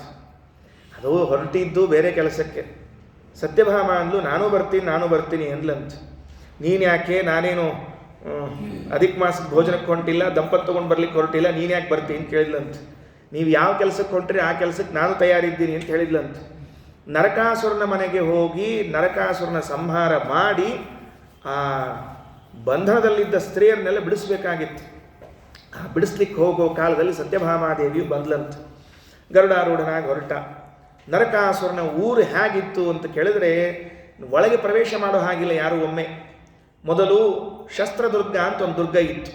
ಅದಾದ ಮೇಲೆ ಅಗ್ನಿದುರ್ಗ ಅಂತ ಒಂದು ದುರ್ಗ, ಅದಾದ ಮೇಲೆ ವಾಯುದುರ್ಗ ಅಂತ ಮತ್ತೊಂದು, ಅಂದರೆ ಕೋಟೆ ಗೋಡೆಗಳೆಲ್ಲ ಸುತ್ತುವರೆದದ್ದು. ಶಸ್ತ್ರಗಳನ್ನು ಮೊದಲು ಸುತ್ತು ಇಟ್ಟಿದ್ದ ಊರಿಗೆ. ಅದಾದ ಮೇಲೆ ಅಗ್ನಿ, ಅದಾದ ಮೇಲೆ ವಾಯು, ಅದಾದ ಮೇಲೆ ಜಲದುರ್ಗ, ಅದಾದ ಮೇಲೆ 10,000 ಮುರ ಪಾಶಗಳು ಅಂತ ಇದ್ವಂತೆ. ಇಡೀ ಊರಿಗೆ 10,000 ಪಾಶಗಳನ್ನು ಕಟ್ಟಿದ್ದ ಯಾರವ, ಅವನೇ ಮುರ ಅಂತ. ಪ್ರಸಿದ್ಧಿ ಏನು ಅಂದರೆ ಮುರಪಾಶ ಅಂತ ಪ್ರಸಿದ್ಧಿ. ಅದು ಅವ ಎಲ್ಲಿರ್ತಿದ್ದ ಅಂದರೆ, ಈ ಜಲದುರ್ಗ ಇತ್ತಲ್ಲ, ಆ ನೀರಿನಲ್ಲಿ ಹಾಯಾಗಿ ಮಲ್ಕೊಂಡಿದ್ದಂತೆ. ನರಕಾಸುರನ ಮಂತ್ರಿಯವ, ರೈಟ್ ಹ್ಯಾಂಡು. ನರಕಾಸುರನ ಮಂತ್ರಿಯಾದ ಮುರ ಆ ಜಲದುರ್ಗದಲ್ಲಿ ಮಲಗಿ ತನ್ನ ಪಾಶಗಳನ್ನು ಸುತ್ತಲೂ ಕಟ್ಟಿ ಇಟ್ಟಿದ್ರೆ ಯಾರೂ ಒಳಗೆ ಬರೋ ಹಂಗಿಲ್ಲ. ದೇವರು ಗರುಡಾರೂಢನಾಗಿ ಬಂದಿದ್ದಾನೆ, ಒಳಗೆ ಪ್ರವೇಶ ಮಾಡಬೇಕಾಗಿದೆ. ಕೈಯಲ್ಲಿದ್ದ ಖಡ್ಗವನ್ನು ತೆಗೆದ. ನಂದಕ ಅಂತ ಹೆಸರು ದೇವರ ಕೈಯಲ್ಲಿದ್ದ ಖಡ್ಗಕ್ಕೆ. ಆ ನಂದಕವೆಂಬ ಖಡ್ಗವನ್ನು ತೆಗೆದುಕೊಂಡು ಪಾಶವನ್ನು ಕತ್ತರಿಸಿಬಿಟ್ಟ. ಅಷ್ಟು ಪಾಶ ಕತ್ತರಿಸಿಬಿಟ್ಟ. 10,000 ಪಾಶಗಳು. ಸಾಮಾನ್ಯ ಪಾಶ ಅಲ್ಲದು, ಕಬ್ಬಿಣದ ಸರಪಳಿಗಳಿಂದ ಕೂಡಿರುವಂತಹದ್ದು. ಅದನ್ನು ಶ್ರೀಕೃಷ್ಣ ಖಡ್ಗ ತಗೊಂಡು ನಂದಕದಿಂದ ಒಂದೇಟು ಹಾಕಿದ. ಎಲ್ಲ ಪಾಶಗಳು ಕತ್ತರಿಸಿ ಹೋಯಿತು. ಕತ್ತರಿಸಿ ಹೋದರೆ ಪಾಂಚಜನ್ಯವನ್ನು ತೆಗೆದುಕೊಂಡು ನಾದ ಮಾಡ್ತಾನೆ. ನೀರಿನಲ್ಲಿ ಮಲಗಿರುವ ಮುರ ಎದ್ದು ಬಂದಂತ. ಹೆಂಗಿದ್ದಾವ? 5 ಮುಖ ಇದ್ವಂತವನಿಗೆ. 5 ಮುಖದಿಂದ ಕೂಡಿಕೊಂಡಿರುವಂಥ ಮುರ ತನ್ನ ಶಸ್ತ್ರಾಸ್ತ್ರಗಳನ್ನು ಪ್ರಯೋಗ ಮಾಡಿದರೆ ಗರುಡ ಅವನ್ನೆಲ್ಲ ನುಂಗಿ ನೀರು ಕುಡಿದ್ಬಿಟ್ಟನಂತೆ, ತಡಿ ಅಂತ ಹೇಳಿ. ಆಮೇಲೆ ಕೃಷ್ಣನ ಜೊತೆಗೆ ಯುದ್ಧ ಮಾಡ್ತಾ ಇರುವಾಗ ಕೃಷ್ಣ ಮುರನನ್ನು ಸಂಹಾರ ಮಾಡಿ ಅದೇ ಜಲದುರ್ಗದಲ್ಲಿ ಸಮಾಧಿಯನ್ನು ಮಾಡಿ ಹಾಕ್ತಾನಂತ. ಭಾಗವತ ದಶಮಸ್ಕಂದದಲ್ಲಿ ಈ ಕಥೆಯನ್ನು ಹೇಳ್ತಾರೆ. ಹಾಗಾಗಿ ಪರಮಾತ್ಮನನ್ನು ಮೊದಲು ನೆನೆಸಿದ್ದು ಮುರಾರಾತೆ, ಮುರ ಎಂಬ ಅಸುರನನ್ನು ಸಂಹಾರ ಮಾಡಿದವನೇ. ಏನು ಸಂಬಂಧ? ಒಟ್ಟು ಸುಮ್ಮನೆ ಏನೋ ನೆನಪು ಬಂತು ಸ್ತೋತ್ರ ಮಾಡಿಬಿಟ್ರು ಅಂತ ಅರ್ಥ ಏನು? ಎಷ್ಟು ಪ್ರಾಸಂಗಿಕ, ಎಷ್ಟು ಅದು ಸಮೀಚೀನವಾದ, ಎಷ್ಟು ಯೋಗ್ಯವಾಗಿರುವಂಥದ್ದು ನೋಡ್ಕೊಳ್ರಿ. ಅದು ಪ್ರಸಂಗಕ್ಕೆ ಅನುಗುಣವಾಗಿ. ಯಾಕೆ? ಭವ ಜಲಧಿ ಪಾರಂಗಮಗಿತು. ಸ್ವಾಮಿ, ಈ ಸಂಸಾರದಿಂದ ಪಾರು ಮಾಡಲಿಕ್ಕೆ ಯಾರಿದ್ದಾರೆ ನಿನ್ನ ಬಿಟ್ಟು? ಈ ಸಂಸಾರ ಪಾಶಗಳಿಂದ ಕಟ್ಟಿಸಿಕೊಂಡವ್ರು ನಾವಾದರೆ, ಮುರನ ಪಾಶವನ್ನು ಛೇದಿಸಿದ ನೀನು ನಮ್ಮ ಸಂಸಾರದ ಪಾಶಗಳನ್ನು ಕತ್ತರಿಸುತ್ತೀಯಾ ಎಂಬ ವಿಶ್ವಾಸದಿಂದ ಮುರಾರಾತೆ ವಿಷ್ಣೋ ಹರಮುಖ ಸುರಾರಾಧ್ಯ ಭವತೋ ಧರಾಯಾಂ ನಾಸ್ತ್ಯನ್ಯೋರ್ಭವ ಜಲಧಿ ಪಾರಂಗಮಗಿತುಂ ದುರಾಚಾರಾನ್ ವಾಸ್ಮಾನವ ಗುರುವರಾನುಗ್ರಹಬಲಾನ್ ಜರಾ ದೂರಾಧಾರಾಮಯಗರ ನಿರಾಲಂಬನದಯ. ಮೊರಪಾಶವನ್ನು ಪರಿಹಾರ ಮಾಡಿದವನು ನಮ್ಮ ಪಾಶವನ್ನು ಪರಿಹಾರ ಮಾಡ್ತೀಯ ಅನ್ನೋದಕ್ಕಾಗಿ ಮುರಾರಾತೆ. ವಿಷ್ಣೋ ಕೃಷ್ಣ ಎರಡೂ ಒಂದೇ ಅರ್ಥ. ವಿಷ್ಣು ಕೃಷ್ಣ ವ್ಯತ್ಯಾಸ ಇಲ್ಲ, ಎರಡೂ ಶಬ್ದಗಳಿಗೂ ಅಷ್ಟೇ ಅರ್ಥ. ಹೇ ಕೃಷ್ಣ, ಹೇ ವಿಷ್ಣು, ಹರಮುಖ ಸುರಾರಾಧ್ಯ ಭವತೋ. ಹರಮುಖ ಸುರ ಆರಾಧ್ಯ. ಹರ ಅಂದರೆ ರುದ್ರದೇವರು, ಮುಖ ಅಂದರೆ ಮೊದಲಾದವರು. ರುದ್ರದೇವರೇ ಮೊದಲಾದವರಿಂದ ಆರಾಧ್ಯನಾದವನು ನೀನು ವಿಷ್ಣು. ರುದ್ರದೇವರು ಯಾರನ್ನು ಪೂಜೆ ಮಾಡ್ತಾರೆ? ಇವರನ್ನೇ ಪೂಜೆ ಮಾಡಬೇಕಲ್ಲ, ದೇವರನ್ನು. ಇನ್ಯಾರನ್ನು ಪೂಜೆ ಮಾಡಬೇಕು? ಹರಮುಖ ಸುರಾರಾಧ್ಯ ಭವತೋ ಧರಾಯಾಂ ನಾಸ್ತ್ಯನ್ಯಃ ಭವ ಜಲಧಿ ಪಾರಂಗಮಗಿತುಂ. ಭವತಃ ಅನ್ಯಃ ನಾಸ್ತಿ. ದೇವರನ್ನು ಬಿಟ್ಟರೆ ನಮಗೆ ಇನ್ಯಾರು ಗತಿ ಇಲ್ಲ. ಎದಕ್ಕೆ? ಭವ ಧರಾಯಾಂ, ಈ ಭೂಮಿಯಲ್ಲಿ, ಭವ ಜಲಧಿ ಪಾರಂಗಮಗಿತುಂ, ಸಂಸಾರ ಸಾಗರವನ್ನು ದಾಟಿಸಲು ನಿನ್ನ ಬಿಟ್ಟರೆ ಬೇರೆಯವರು ಯಾರೂ ಗತಿ ಇಲ್ಲ ನಮಗೆ. ಮೊದಲನೇ ದೇವರನ್ನು ಸ್ತೋತ್ರ ಮಾಡ್ತಾ ಇರುವಾಗ ಮುರನಾಮಕ ದೈತ್ಯನನ್ನು ಸಂಹಾರ ಮಾಡಿ ಅವನ ಪಾಶಗಳನ್ನು ಬಿಚ್ಚಿದವನೇ, ರುದ್ರದೇವರೇ ಮೊದಲಾದ ದೇವತೆಗಳಿಂದ ಸ್ತುತ್ಯನಾದ ವಿಷ್ಣು, ಈ ಸಂಸಾರ ಸಾಗರವನ್ನು ಪಾರ ಮಾಡಲಿಕ್ಕೆ ನಿನ್ನ ಬಿಟ್ಟರೆ ಇನ್ಯಾರಿದ್ದಾರೆ ಹೇಳಪ್ಪ ನೋಡಂತೆ, ಇನ್ಯಾರಿಲ್ಲ ಅಂತ ಸ್ತೋತ್ರ ಮಾಡ್ತಾ ಇದ್ದಾರೆ. ದೇವರೊಬ್ಬರೇ ಪಾರು ಮಾಡಬೇಕು. ಎಂಥವರನ್ನು ಪಾರು ಮಾಡಬೇಕು? ಸದಾಚಾರಿಗಳನ್ನು ಪಾರು ಮಾಡೋ ದೊಡ್ಡ ವಿಷಯವೇ ಅಲ್ರಿ. ದುರಾಚಾರಾನ್ ವಾಸ್ಮಾನ್ ಅವ ಗುರುವರಾನುಗ್ರಹ ಬಲಾನ್. ದುರಾಚಾರಿಗಳು ಅಂದರೆ ಭಾರಿ ಸ್ಪೆಷಲ್ ದುರಾಚಾರಿಗಳು ನಾವೆಲ್ಲ. ಎಷ್ಟೆಷ್ಟು ದುರಾಚಾರಗಳು ಅಂತೀವಿಯೋ ಅಷ್ಟನ್ನೆಲ್ಲ ಹುಡುಕಿ ಮಾಡ್ತಿರ್ತೀವಿ. ಈ ಕೆಲವರೆಲ್ಲ ಗೊತ್ತಾನಿಯ ಮಾಡೋ ಕಾಲಕ್ಕೆ ಹುಡುಕಿ ಮಾಡ್ತಿರ್ತಾರಂತ. ಅದು ಮುಗೀತು ಅಂತ ಇದು ಮುಗೀತು ಅಂತ ಅದು ಮಾಡ್ತಿರ್ತಾರೆ. ಹಂಗಿಲ್ಲೇ ಇಲ್ಲರಿ, ನಾವು ದುರಾಚಾರ ಮಾಡೋದ್ರೊಳಗೆ ಎಕ್ಸ್ಪರ್ಟ್, ಕೈ ಎತ್ತಿದವರು. ದುರಾಚಾರಾನ್ ವಾಸ್ಮಾನ್ ಅವ ಅಂದರೆ ನಿಮ್ಮ ದುರಾಚಾರಿಗಳು ಅಂತ ನೀವೇ ಹೇಳಿದ್ಮೇಲೆ ನಿಮ್ಮನ್ನೇನು ರಕ್ಷಣೆ ಮಾಡೋದು? ಗುರುವರ ಅನುಗ್ರಹ ಬಲ. ನಮ್ದಲ್ಲ, ಸತ್ಯಬೋಧ ಸ್ವಾಮಿಗಳ ಅನುಗ್ರಹ. ಆ ಸತ್ಯಬೋಧ ಸ್ವಾಮಿಗಳ ಅನುಗ್ರಹ ಇದ್ದದ್ರಿಂದ ನಮ್ಮನ್ನು ರಕ್ಷಣೆ ಮಾಡು. ಎಂಥವು ನೀನು? ಜರಾ ದೂರಾಧಾರ ಆಮಯಹರ ನಿರಾಲಂಬನದಯ. 3 ಮತ್ತೆ ವಿಶೇಷಣಗಳು. ಜರಾ ದೂರ ಆಧಾರ. ಮುಪ್ಪುರಹಿತರಾದವರು ಯಾರೋ ಅವರಿಗೆ ಆಧಾರನಾದವನು ಪರಮಾತ್ಮ ಅಂತ. ಯಾರಿಗೆ ಮುಪ್ಪಿಲ್ಲ? ಮುಪ್ಪುರಹಿತನಾದ ಪರಮಾತ್ಮನಿಗೆ ಆಧಾರ ಅಂದರೆ ಮುಪ್ಪು ಯಾರಿಗೆ ಇಲ್ಲ ಹೇಳೋಣಂತೆ. ನಮಗೆಲ್ಲರಿಗೂ ಮುಪ್ಪು ಬರಲೇಬೇಕಲ್ಲ. ಬರ್ತದೆ, ಬಂದದ್ದನ್ನು ತೋರಿಸ್ಕೋಬಾರ್ದು ಅಂತ ಭಾಳ ಇಚ್ಛಾ ಇರ್ತದೆ ನಮಗೆ. ಬಂದೇ ಬರ್ತದೆ, ಬಿಡುವುದಿಲ್ಲ ಅದು. ಅದು ನೀವು ಏನು ಮಾಡಿದರೂ ಬಂದೇ ಬರ್ತದೆ, ಅಪಗೊಂಡೇ ಅಪಗೋತದೆ, ಕಾಣಿಸ್ತದೆ.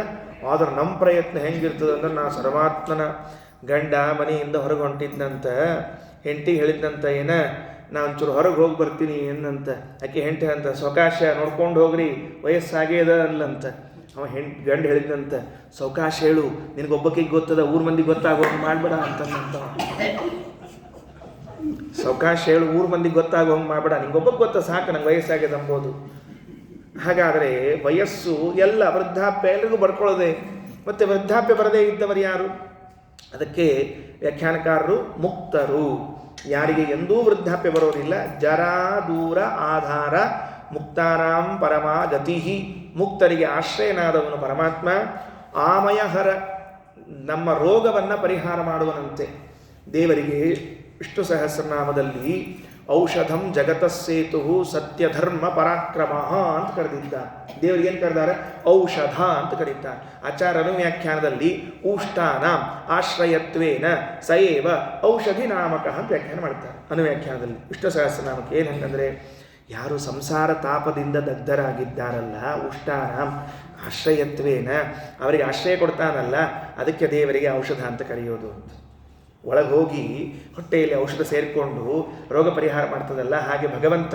ಅದರಿಂದ ಆಮಯಹರ ಅಂತ ಕರೀತಾರೆ. ನಿರಾಲಂಬನ ದಯ, ನಮಗೆ ಇನ್ಯಾರು ಆಲಂಬನ ಆಶ್ರಯನೇ ಇಲ್ರಿ, ನೀನೊಬ್ಬನೇ ಆಶ್ರಯ. ಹಂಗ್ಯಾಕ್ರಿ ಆಚಾರ? ಮನ್ಯಾಗ ಮಕ್ಕಳಿದ್ದಾರೆ, ಮನ್ಯಾಗ ಹೆಂಡತಿ ಇದ್ದಾಳೆ, ಅಥವಾ ಹೆಂಡತಿ ಗಂಡಿದ್ದಾನೆ, ಅಥವಾ ಮನಿ ಅದ, ಇವರೆಲ್ಲ ನಿರಾಲಂಬನ ದಯ ಅಂದರೆ ನೀರಾಲಂಬನ ದಯ. ಯಾವಾಗ ನೀರು ಕೊಟ್ಟರೆ ಮುಗೀತು ಅಂತ ಅರ್ಥ. ನಮ್ಮದು ಅವ್ರಿಗೆ ಕಾರ್ಯಕ್ರಮ ಮುಗೀತು.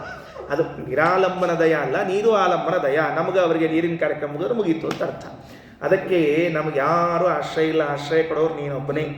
ಮುರಾರಾತೆ ವಿಷ್ಣೋ ಹರ ಮುಖ ಸುರಾರಾಧ್ಯ ಭವತೋ ಧರಾಯಾಂ ನಾಸ್ತ್ಯನ್ಯೋರ್ಭವ ಜಲಧಿ ಪಾರಂಗಮಯಿತುಂ ದುರಾಚಾರಾನ್ ವಾಸ್ಮಾನವ ಗುರುವರಾನುಗ್ರಹ ಬಲ ಜರಾ ದೂರಾಧಾರಾಮಯಕರ ನಿರಾಲಂಬನದಯ. ಒಂದು ಶ್ಲೋಕ ಹೀಗೆ ನನಗೆ ನೆನಪಿರುತ್ತದೆ. ಅದು ಏನು ಅಂದರೆ, ಮಂತ್ರಾಲಯ ಸ್ವಾಮಿಗಳು ತಾವು ನಿತ್ಯ ದೇವರ ಪೂಜೆ ಮುಗಿದ ಮೇಲೆ ಒಂದು ಸ್ತೋತ್ರ ಮಾಡ್ತಿದ್ರಂತೆ ರಾಯರು. ಅಲ್ಲೊಂದು ಚಂದ ಮಾತು ಹೇಳ್ಯಾರ, ಭವ ಜಲಧಿ ಪಾರಂಗಮಯಿತು. ಸತ್ಯಸಂಧ ತೀರ್ಥರು ಹೇಳ್ತಾರೆ, ಭವ ಜಲಧಿ ಪಾರ, ಈ ಸಂಸಾರ ಸಾಗರವನ್ನು ಪಾರ ಮಾಡಲಿಕ್ಕೆ ನಿನ್ನ ಹೊರತು ಇನ್ಯಾರಿಲ್ಲ ಅಂತ. ರಾಯರು ದಿವಸ ರಾಮದೇವ ಪೂಜೆ ಮಾಡಿದ ಮೇಲೆ ದೇವರ ಸ್ತೋತ್ರ ಮಾಡ್ಬೇಕಂತ ದಶಾವತಾರವನ್ನು ಅಭಿನ್ನ ಚಿಂತನೆ ಮಾಡ್ತಿದ್ರಂತ. ಆಗ ಮೊದಲನೇ ಸ್ತೋತ್ರ ಯಾರನ್ನ? ವರಾಹನಿಂದ ಅಭಿನ್ನನಾದ ದೇವರನ್ನ ಸ್ತೋತ್ರ ಮಾಡಬೇಕಂತ. ಪೂಜಾ ಮಾಡುವ ಪ್ರತಿಮೆಯನ್ನು ಅಂತರ್ಗತನಾದ ಪರಮಾತ್ಮನನ್ನ. ಯಾರು ವರಾಹ? ಅವನು ವರಾಹನ ಸ್ತೋತ್ರ ಹೆಂಗೆ ಮಾಡ್ತಿದ್ರು ರಾಯರು? ಆದಿಸೂಕರಧರೋದ್ಧರಣಂತೆ, ರಾಘವೇಂದ್ರ ವಿಜಯದಲ್ಲಿ ಬಂದಿರುವಂತಹ ಸ್ತೋತ್ರ 10ನೇ ಸರ್ಗದಲ್ಲಿ ಈ ಮಾತು ಬರ್ತದೆ. ಆದಿಸೂಕರಧರೋದ್ಧರಣಂತೆ ಸಿಂಧು ಬಂಧು ಜಠರಾತ್ ಶ್ರುತಿ ಗೀತಂ ಮಾದೃಶಾಂ ಭವಪಯೋಧಿಗತಾನಾಂ ರಕ್ಷಣೆ ಪರಿಚಯಂ ತದವೈ ಮಹಾ. ಅವ ಆದಿಸೂಕರ ವರಾಹದೇವರವೇನು ಮಾಡಿದ? ಧರೋದ್ಧರಣಂತೆ, ಆ ಸಮುದ್ರದ ಹೊಟ್ಟಿಯೊಳಗಿತ್ತು ನೋಡ್ರಿ ಅದು. ಸಿಂಧು ಬಂಧು ಜಠರಾತ್ ಶ್ರುತಿ ಗೀತಂ, ಸಮುದ್ರದ ಒಳಗೆ ಸೇರಿರುವ ಭೂಮಿಯನ್ನ ಹೋಗಿ ಎತ್ತಿ ತಂದು ಇಟ್ಟ. ಹೌದೋ ಇಲ್ಲ? ಅವನು ಹೋಗಿ ನೀರಿನೊಳಗೆ ಹೋಗಿ ಅದನ್ನು ಎತ್ತುಕೊಂಡು ತಂದಿಟ್ಟ. ಇದು ಯಾಕೆ ಮಾಡಿದ ದೇವರು? ಆದಿಸೂಕರಧರೋದ್ಧರಣಂತೆ ಸಿಂಧು ಬಂಧು ಜಠರಾತ್ ಶ್ರುತಿ ಗೀತಂ. ಕಾರಣ ಏನು ಅಂದ್ರೆ ರಾಯರಂತಾರ, ಮಾದೃಶಾಂ ಭವಪಯೋಧಿಗತಾನಾಂ, ನಮ್ಮಂಥವ್ರು ಸಂಸಾರ ಸಾಗರದಲ್ಲಿ ಬಿದ್ದೀವಲ್ಲ, ನಮ್ಮನ್ನು ಎತ್ತಬೇಕಾದ್ರೆ ಮೊದಲು ಪ್ರಾಕ್ಟೀಸ್ ಮಾಡ್ಬೇಕಂತವ ದೇವರು. ಏನು ಪ್ರಾಕ್ಟೀಸ್ ಮಾಡಿದ ಅಂದರೆ, ವರಾಹ ಅವತಾರದಲ್ಲಿ ಭೂಮಿಯನ್ನು ಎತ್ತಿ ಪ್ರಾಕ್ಟೀಸ್ ಮಾಡಿ ಆಮೇಲೆ ನಮ್ಮನ್ನು ಎತ್ತಿದ ಅಂತ ರಾಯ ಸ್ತೋತ್ರ ಮಾಡ್ತಾ ಇದ್ದಾರೆ. ಆದಿಸೂಕರಧರೋದ್ಧರಣಂತೆ ಸಿಂಧು ಬಂಧು ಜಠರಾತ್ ಶ್ರುತಿ ಗೀತಂ ಮಾದೃಶಾಂ ಭವಪಯೋಧಿಗತಾನಾಂ ರಕ್ಷಣೆ ಪರಿಚಯಂ ತದವೈಮಿ. ರಕ್ಷಣೆ ಪರಿಚಯಂ ಅಭ್ಯಾಸ, ತದವೈಮಿ ರಾಯರಂತಾರ. ಇದೇನು ಅಂದರೆ ನಮ್ಮಂಥವ್ರೇನು ಸಂಸಾರದಲ್ಲಿ ಬಿದ್ದೀವಿ, ಎತ್ತಲಿಕ್ಕೆ ಒಂದು ಪ್ರಾಕ್ಟೀಸ್ ಮಾಡಬೇಕಲ್ಲ, ಅಭ್ಯಾಸ ಮಾಡಬೇಕಲ್ಲ, ಅದಕ್ಕೆ ವರಾಹ ಅವತಾರದಲ್ಲಿ ನೀನು ಪ್ರಾಕ್ಟೀಸ್ ಮಾಡ್ಕೊಂಡೀಯಾ ಅಂತ ಸ್ತೋತ್ರ ಮಾಡ್ತಾರೆ. ಅದನ್ನೇ ಸತ್ಯಸಂಧ ತೀರ್ಥರು ಭವಜಲಧಿ ಪಾರಂಗಮಯಿತುಂ ಧರಾಯಾಮ್ ನಾಸ್ತ್ಯನ್ಯೋ. ಯಾವ ಶಬ್ದ ಹಾಕಿದ್ರು? ಭೂಮಿಯಲ್ಲಿ ಶಬ್ದ ಹಾಕ್ತಾರೆ. ಯಾಕೆ ಹಾಕಬೇಕಾಗಿತ್ತು? ಭೂಮಿಯಲ್ಲಿ ಶಬ್ದ ನೋಡಪ್ಪ, ನಿನ್ ಬಿಟ್ಟರೆ ಇನ್ಯಾರಿಲ್ಲ ಅಂದ್ರೆ ಭೂಮಿ ಒಳಗಂದು ಗೊತ್ತಿರ್ತದೆ ನಮ್ಗೆ. ಹಂಗಲ್ಲ, ಅದು ನೆನಪಿಗೆ ಬರಬೇಕಲ್ಲ. ಮುರಾರಾತೆ ವಿಷ್ಣೋ ಹರ ಮುಖ ಸುರಾರಾಧ್ಯ ಭವತೋ ಧರಾಯಾಮ್ ನಾಸ್ತ್ಯನ್ಯೋ ಭವ ಜಲಧಿ ಪಾರಂಗಮಯಿತುಂ ದುರಾಚಾರಾನ್ ವಸ್ಮಾನವ ಗುರುವರಾನುಗ್ರಹಬಲಾನ್ ಜರಾ ದೂರಾಧಾರಾಮಯ ಹರ ನಿರಾಲಂಬನದಯ. ಪ್ರಹ್ಲಾದರಾಜರು ಒಂದು ಮಾತು ಹೇಳಿದರು ನರಸಿಂಹದೇವರಿಗೆ. ಅಪ್ಪ ನರಸಪ್ಪ ಅಂದರು. ನರಸಪ್ಪ ಅಂದ, ಏನಪ್ಪ ಅಂದ. ಅಲ್ಲ ಮತ್ತೆ ಬಂದ್ಬಿಡ್ತೀಯಾ ಅಂತ ಕೇಳಿದ್ರು. ವಲ್ಲೆ ಅಂದರು ಅವರು. ಯಾಕೋ ಬಾ ಬಾ ಅಂದ್ರೆ ವಲ್ಲು ಅನ್ಲಿಕ್ಕತ್ತೀಯಲ್ಲೋ, ಕರ್ಕೊಂಡು ಹೋಗ್ಲಿಕ್ಕೆ ಕೆಲವರೆಲ್ಲ ಹೆಂಗಿರ್ತಾರಂದ್ರೆ, ಸ್ವಾಮಿ ಯಾವಾಗ ಕರ್ಕೊಂಡು ಹೋಗ್ತೀನಿ ನನ್ನ ಮೋಕ್ಷಕ್ಕೆ, ಯಾವಾಗ ಕರ್ಕೊಂಡು ಹೋಗ್ತೀನಿ ನನ್ನ ಮೋಕ್ಷಕ್ಕೆ ಅಂತ ಕೇಳ್ತಿರ್ತಾರೆ ಕೆಲವರು. ಅಂತ ನೋಡ್ತಿರ್ಬೇಕು. ಕೆಲಸ ಮಾಡಿ ಮಾಡಿ ಸುಸ್ತಾದ್ಕೊಂಡು ಇದೇ ಡೈಲಾಗ್ ರೀ ಫಸ್ಟು. ನನ್ನ ಯಾವಾಗ ಕರ್ಕೊಂಡು ಹೋಗ್ತಿ, ನನ್ನ ಯಾವಾಗ ಕರ್ಕೊಂಡು ಹೋಗ್ತಿ. ಅಕಸ್ಮಾತ್ ಏನಾರ ಬರ್ರಿ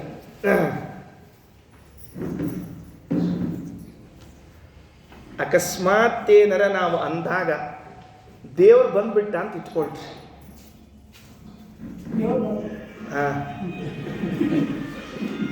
ಪಿತೃದೇವೋ ಅಂತ.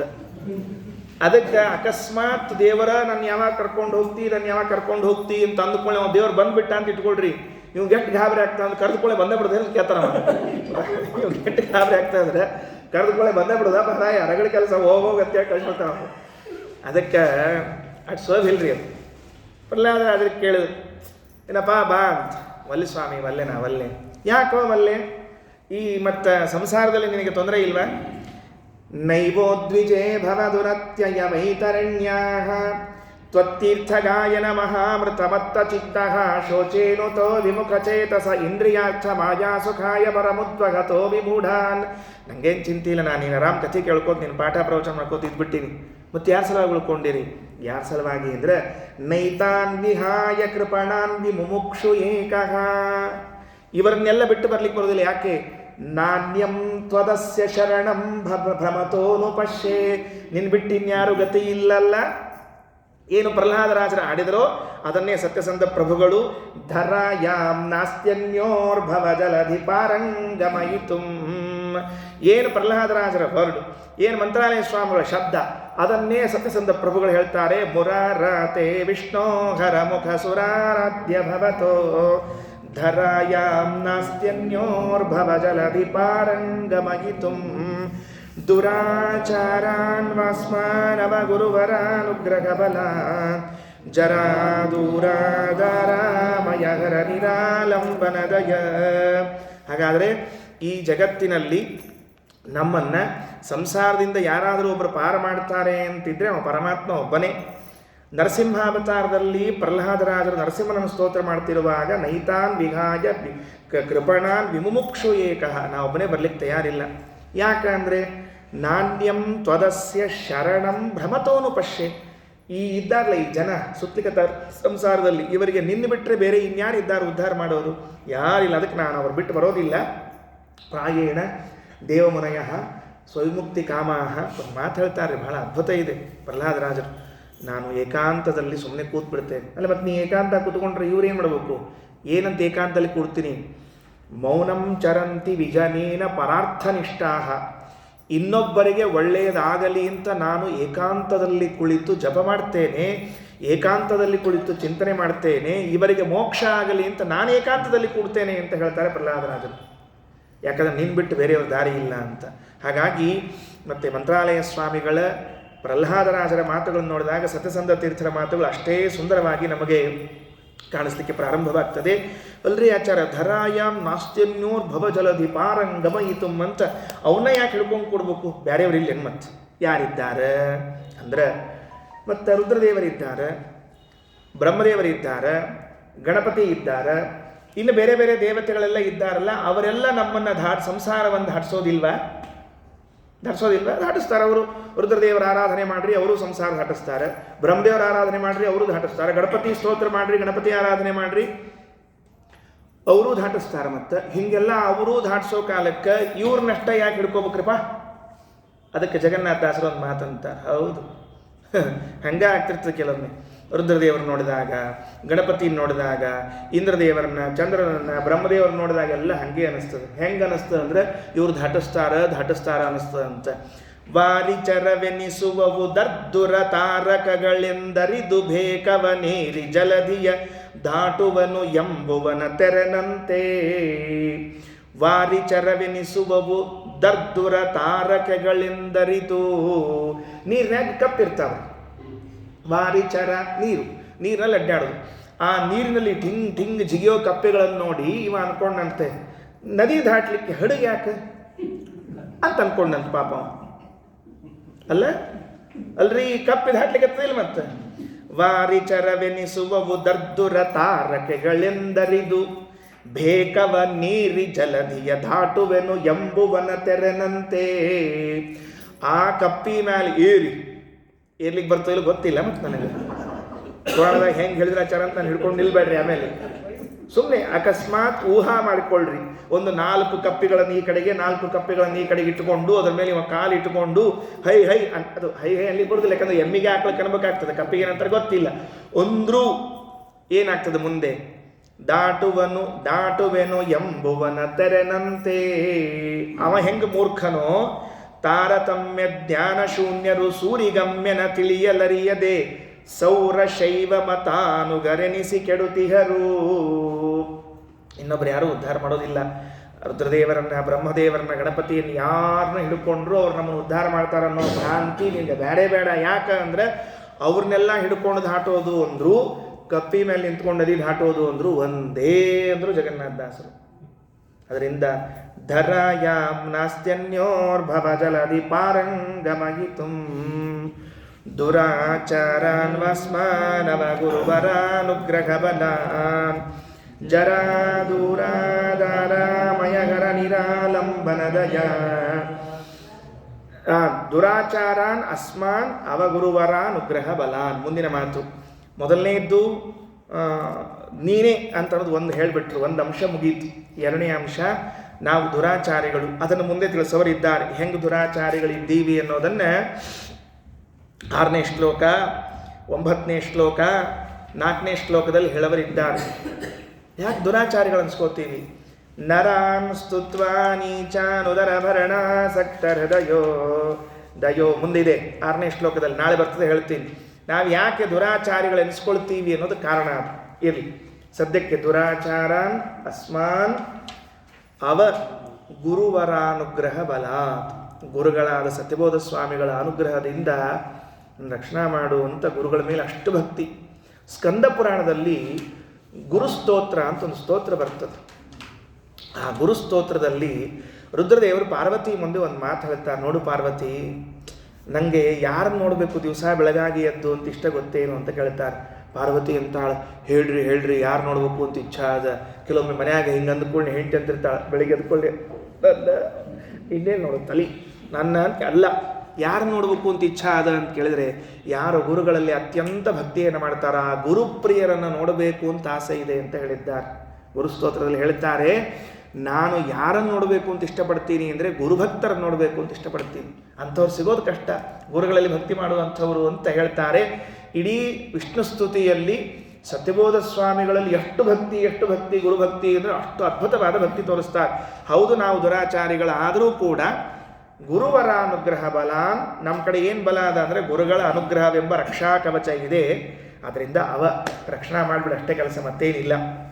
ಜರಾದೂರ ಆಧಾರ, ಮುಪ್ಪುರಹಿತರಾದ ಮುಕ್ತರಿಗೆಲ್ಲ ಆಧಾರನಾದವನು, ಆಮಯ ಹರ ರೋಗವನ್ನು ಪರಿಹಾರ ಮಾಡಿ ಔಷಧವನ್ನು ಕೊಡುವಂಥವನು, ನಿರಾಲಂಬನದಯ, ಯಾರ ಗತಿ ಇಲ್ಲ ನೀನೇ ಗತಿ ಅಂತ ಹೇಳಿಕೊಂಡ್ರು ಅಂತ ಮೊದಲನೇ ಶ್ಲೋಕ. ಹೀಗೆ ಒಂದು ಶ್ಲೋಕದ ಭಾವವನ್ನು ತಿಳಿದು 2ನೇ ಶ್ಲೋಕದ ಭಾವ ಅಂದ್ಕೊಳ್ಳಿ ಮೈದ್ನಾಥ್ ಹಿಂಗೆ ತಿಳ್ಕೊಬಾರ್ದು ಮುಂದೆ. ಅದಕ್ಕೆ ಮುರಾರಾತೆ ವಿಷ್ಣೋ ಹರ ಮುಖ ಸುರಾರಾಧ್ಯ ಭವತೋ ಧರಾಯಾಂ ನಾಸ್ತ್ಯನ್ಯೋರ್ಭವ ಜಲಧಿ ಪಾರಂಗಮಹಿತುಂ ದುರಾಚಾರಾನ್ ವಾಸ್ಮಾನವಗುರುವರಾನುಗ್ರಹಬಲಾನ್ ಜರಾದೂರಾದರಾಮಯಘರ ನಿರಾಲಂಬನದಯ. ಎರಡನೇ ಶ್ಲೋಕ. ಹಾಗಾದರೆ ಪಾರ್ ಮಾಡ್ತಾನ ಅಂತ ಆತೀಗ. ಹೆಂಗೆ ಪಾರ್ ಮಾಡ್ತಾನ ಅಂತ ಪ್ರಶ್ನೆ. ಈಗ ಅವರೇ ಹಾಕ್ಕೊಡೋ ಪ್ರಶ್ನೆಯನ್ನು. ಪಾರ್ ಮಾಡ್ತೀಯಲ್ಲಪ್ಪ ನೀನು, ಹೆಂಗೆ ಪಾರ್ ಮಾಡ್ತೀ ಹೇಳ್ಬೇಕಲ್ಲ ನಮಗೆ.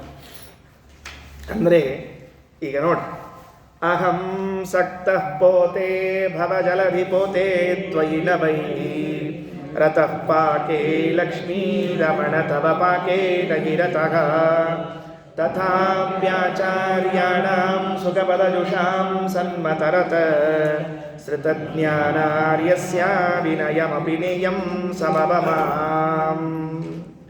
ಚೆನ್ನಾಗಿದೆ. ಇದು ಬಿಡಿಸ್ಲಿಕ್ಕೆ ಸ್ವಲ್ಪ ಟೈಮ್ ತೊಗೊಳ್ಬೇಕಾಗ್ತದೆ. ಏನು?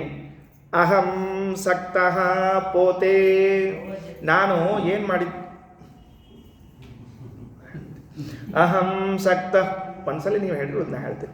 ಅಹಂ ಸಕ್ತಃ ಪೋತೆ, ಪರಮಾತ್ಮ ಹೇಗೆ ನಮ್ಮನ್ನು ರಕ್ಷಣೆ ಮಾಡ್ತಾ ಸಂಸಾರ ಸಾಗರವನ್ನು ದಾಟಿಸ್ತಾನೆ ಅನ್ನೋದಕ್ಕೆ ಈ ಶ್ಲೋಕ ಉತ್ತರ ಹೇಳಿಗತ್ತದು. ದಾಟ್ಸೋ ನೀನೇಪ್ಪ, ನಿನ್ ಬಿಟ್ರಿ ಇನ್ಯಾರಿಲ್ಲ ಅಂತ ಹೇಳಿಬಿಟ್ರು. ದಾಟ್ಸೋದು ಹೇಗೆ ದಾಟಿಸ್ತಾನೆ ದೇವರು ಸಂಸಾರ ಸಾಗರವನ್ನು ಅಂತ ಕೇಳಿದರೆ ಅದಕ್ಕೊಂದು ದೃಷ್ಟಾಂತ. ಅಹಂ ಸಕ್ತಃ ಪೋತೆ ಭವಜಲದಿ ಪೋತೆ ತ್ವಯಿ ನ ವೈ. ಹೇಗೆ ದಾಟಿಸ್ತಾನೆ ದೇವರು ಅಂದರೆ ಸಂಸಾರ ಸಾಗರದ ಹಡುಗ. ದೇವರೇನಾಗ್ಯಾನ? ಭವಜಲದಿ ಪೋತ. ಪೋತ ಪೋತ ಅಂದರೆ ಹಡಗ.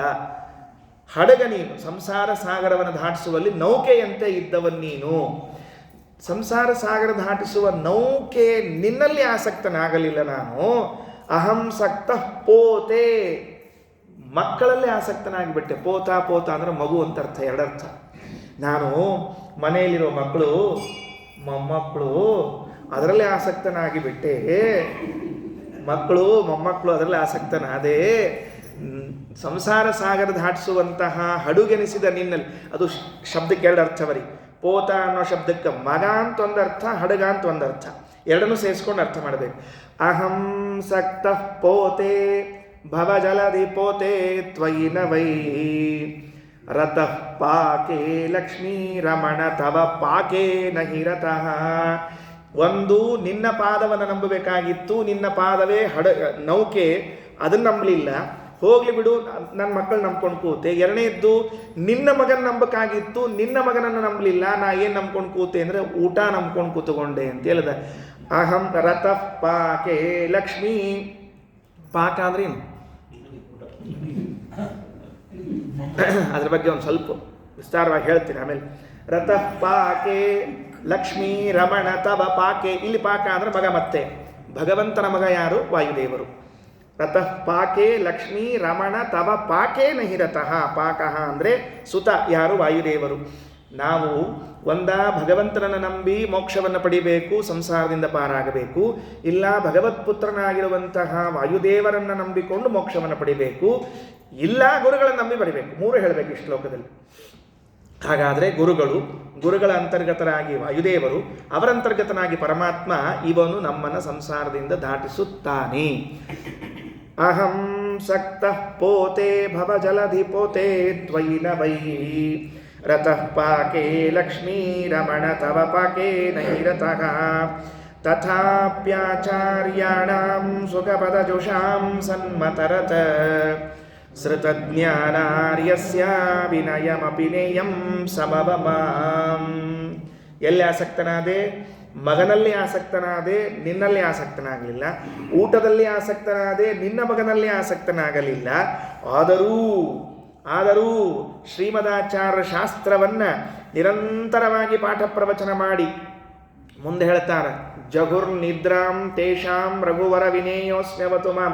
ಹಗಲು ರಾತ್ರಿ ನಿದ್ದೆ ಬಿಟ್ಬಿಟ್ರೆ ಸತ್ಬೋಧ ಸ್ವಾಮಿಗಳು. ಯಾಕೆ? ಪಾಠ ಹೇಳಬೇಕು ಅಂತ ಅಷ್ಟು ಇಚ್ಛಾ ಅಂತ ನಿದ್ದೆನೇ ಕ್ಯಾನ್ಸಲ್ ಮಾಡಿಬಿಟ್ರು. ಏನ್ರಿ, ಎಲ್ಲರ ನಾವು ಪುಸ್ತಕ ಹಿಡಿದುಕೊಂಡು ನಿದ್ದೆ ಬರ್ತಿರ್ತದೆ. ನಮಗೆ ದೊಡ್ಡ ತಪಸ್ಸೋದು, ಯಾರಿಗೂ ಬರೋದಿಲ್ಲ ಹಂಗೆಲ್ಲ.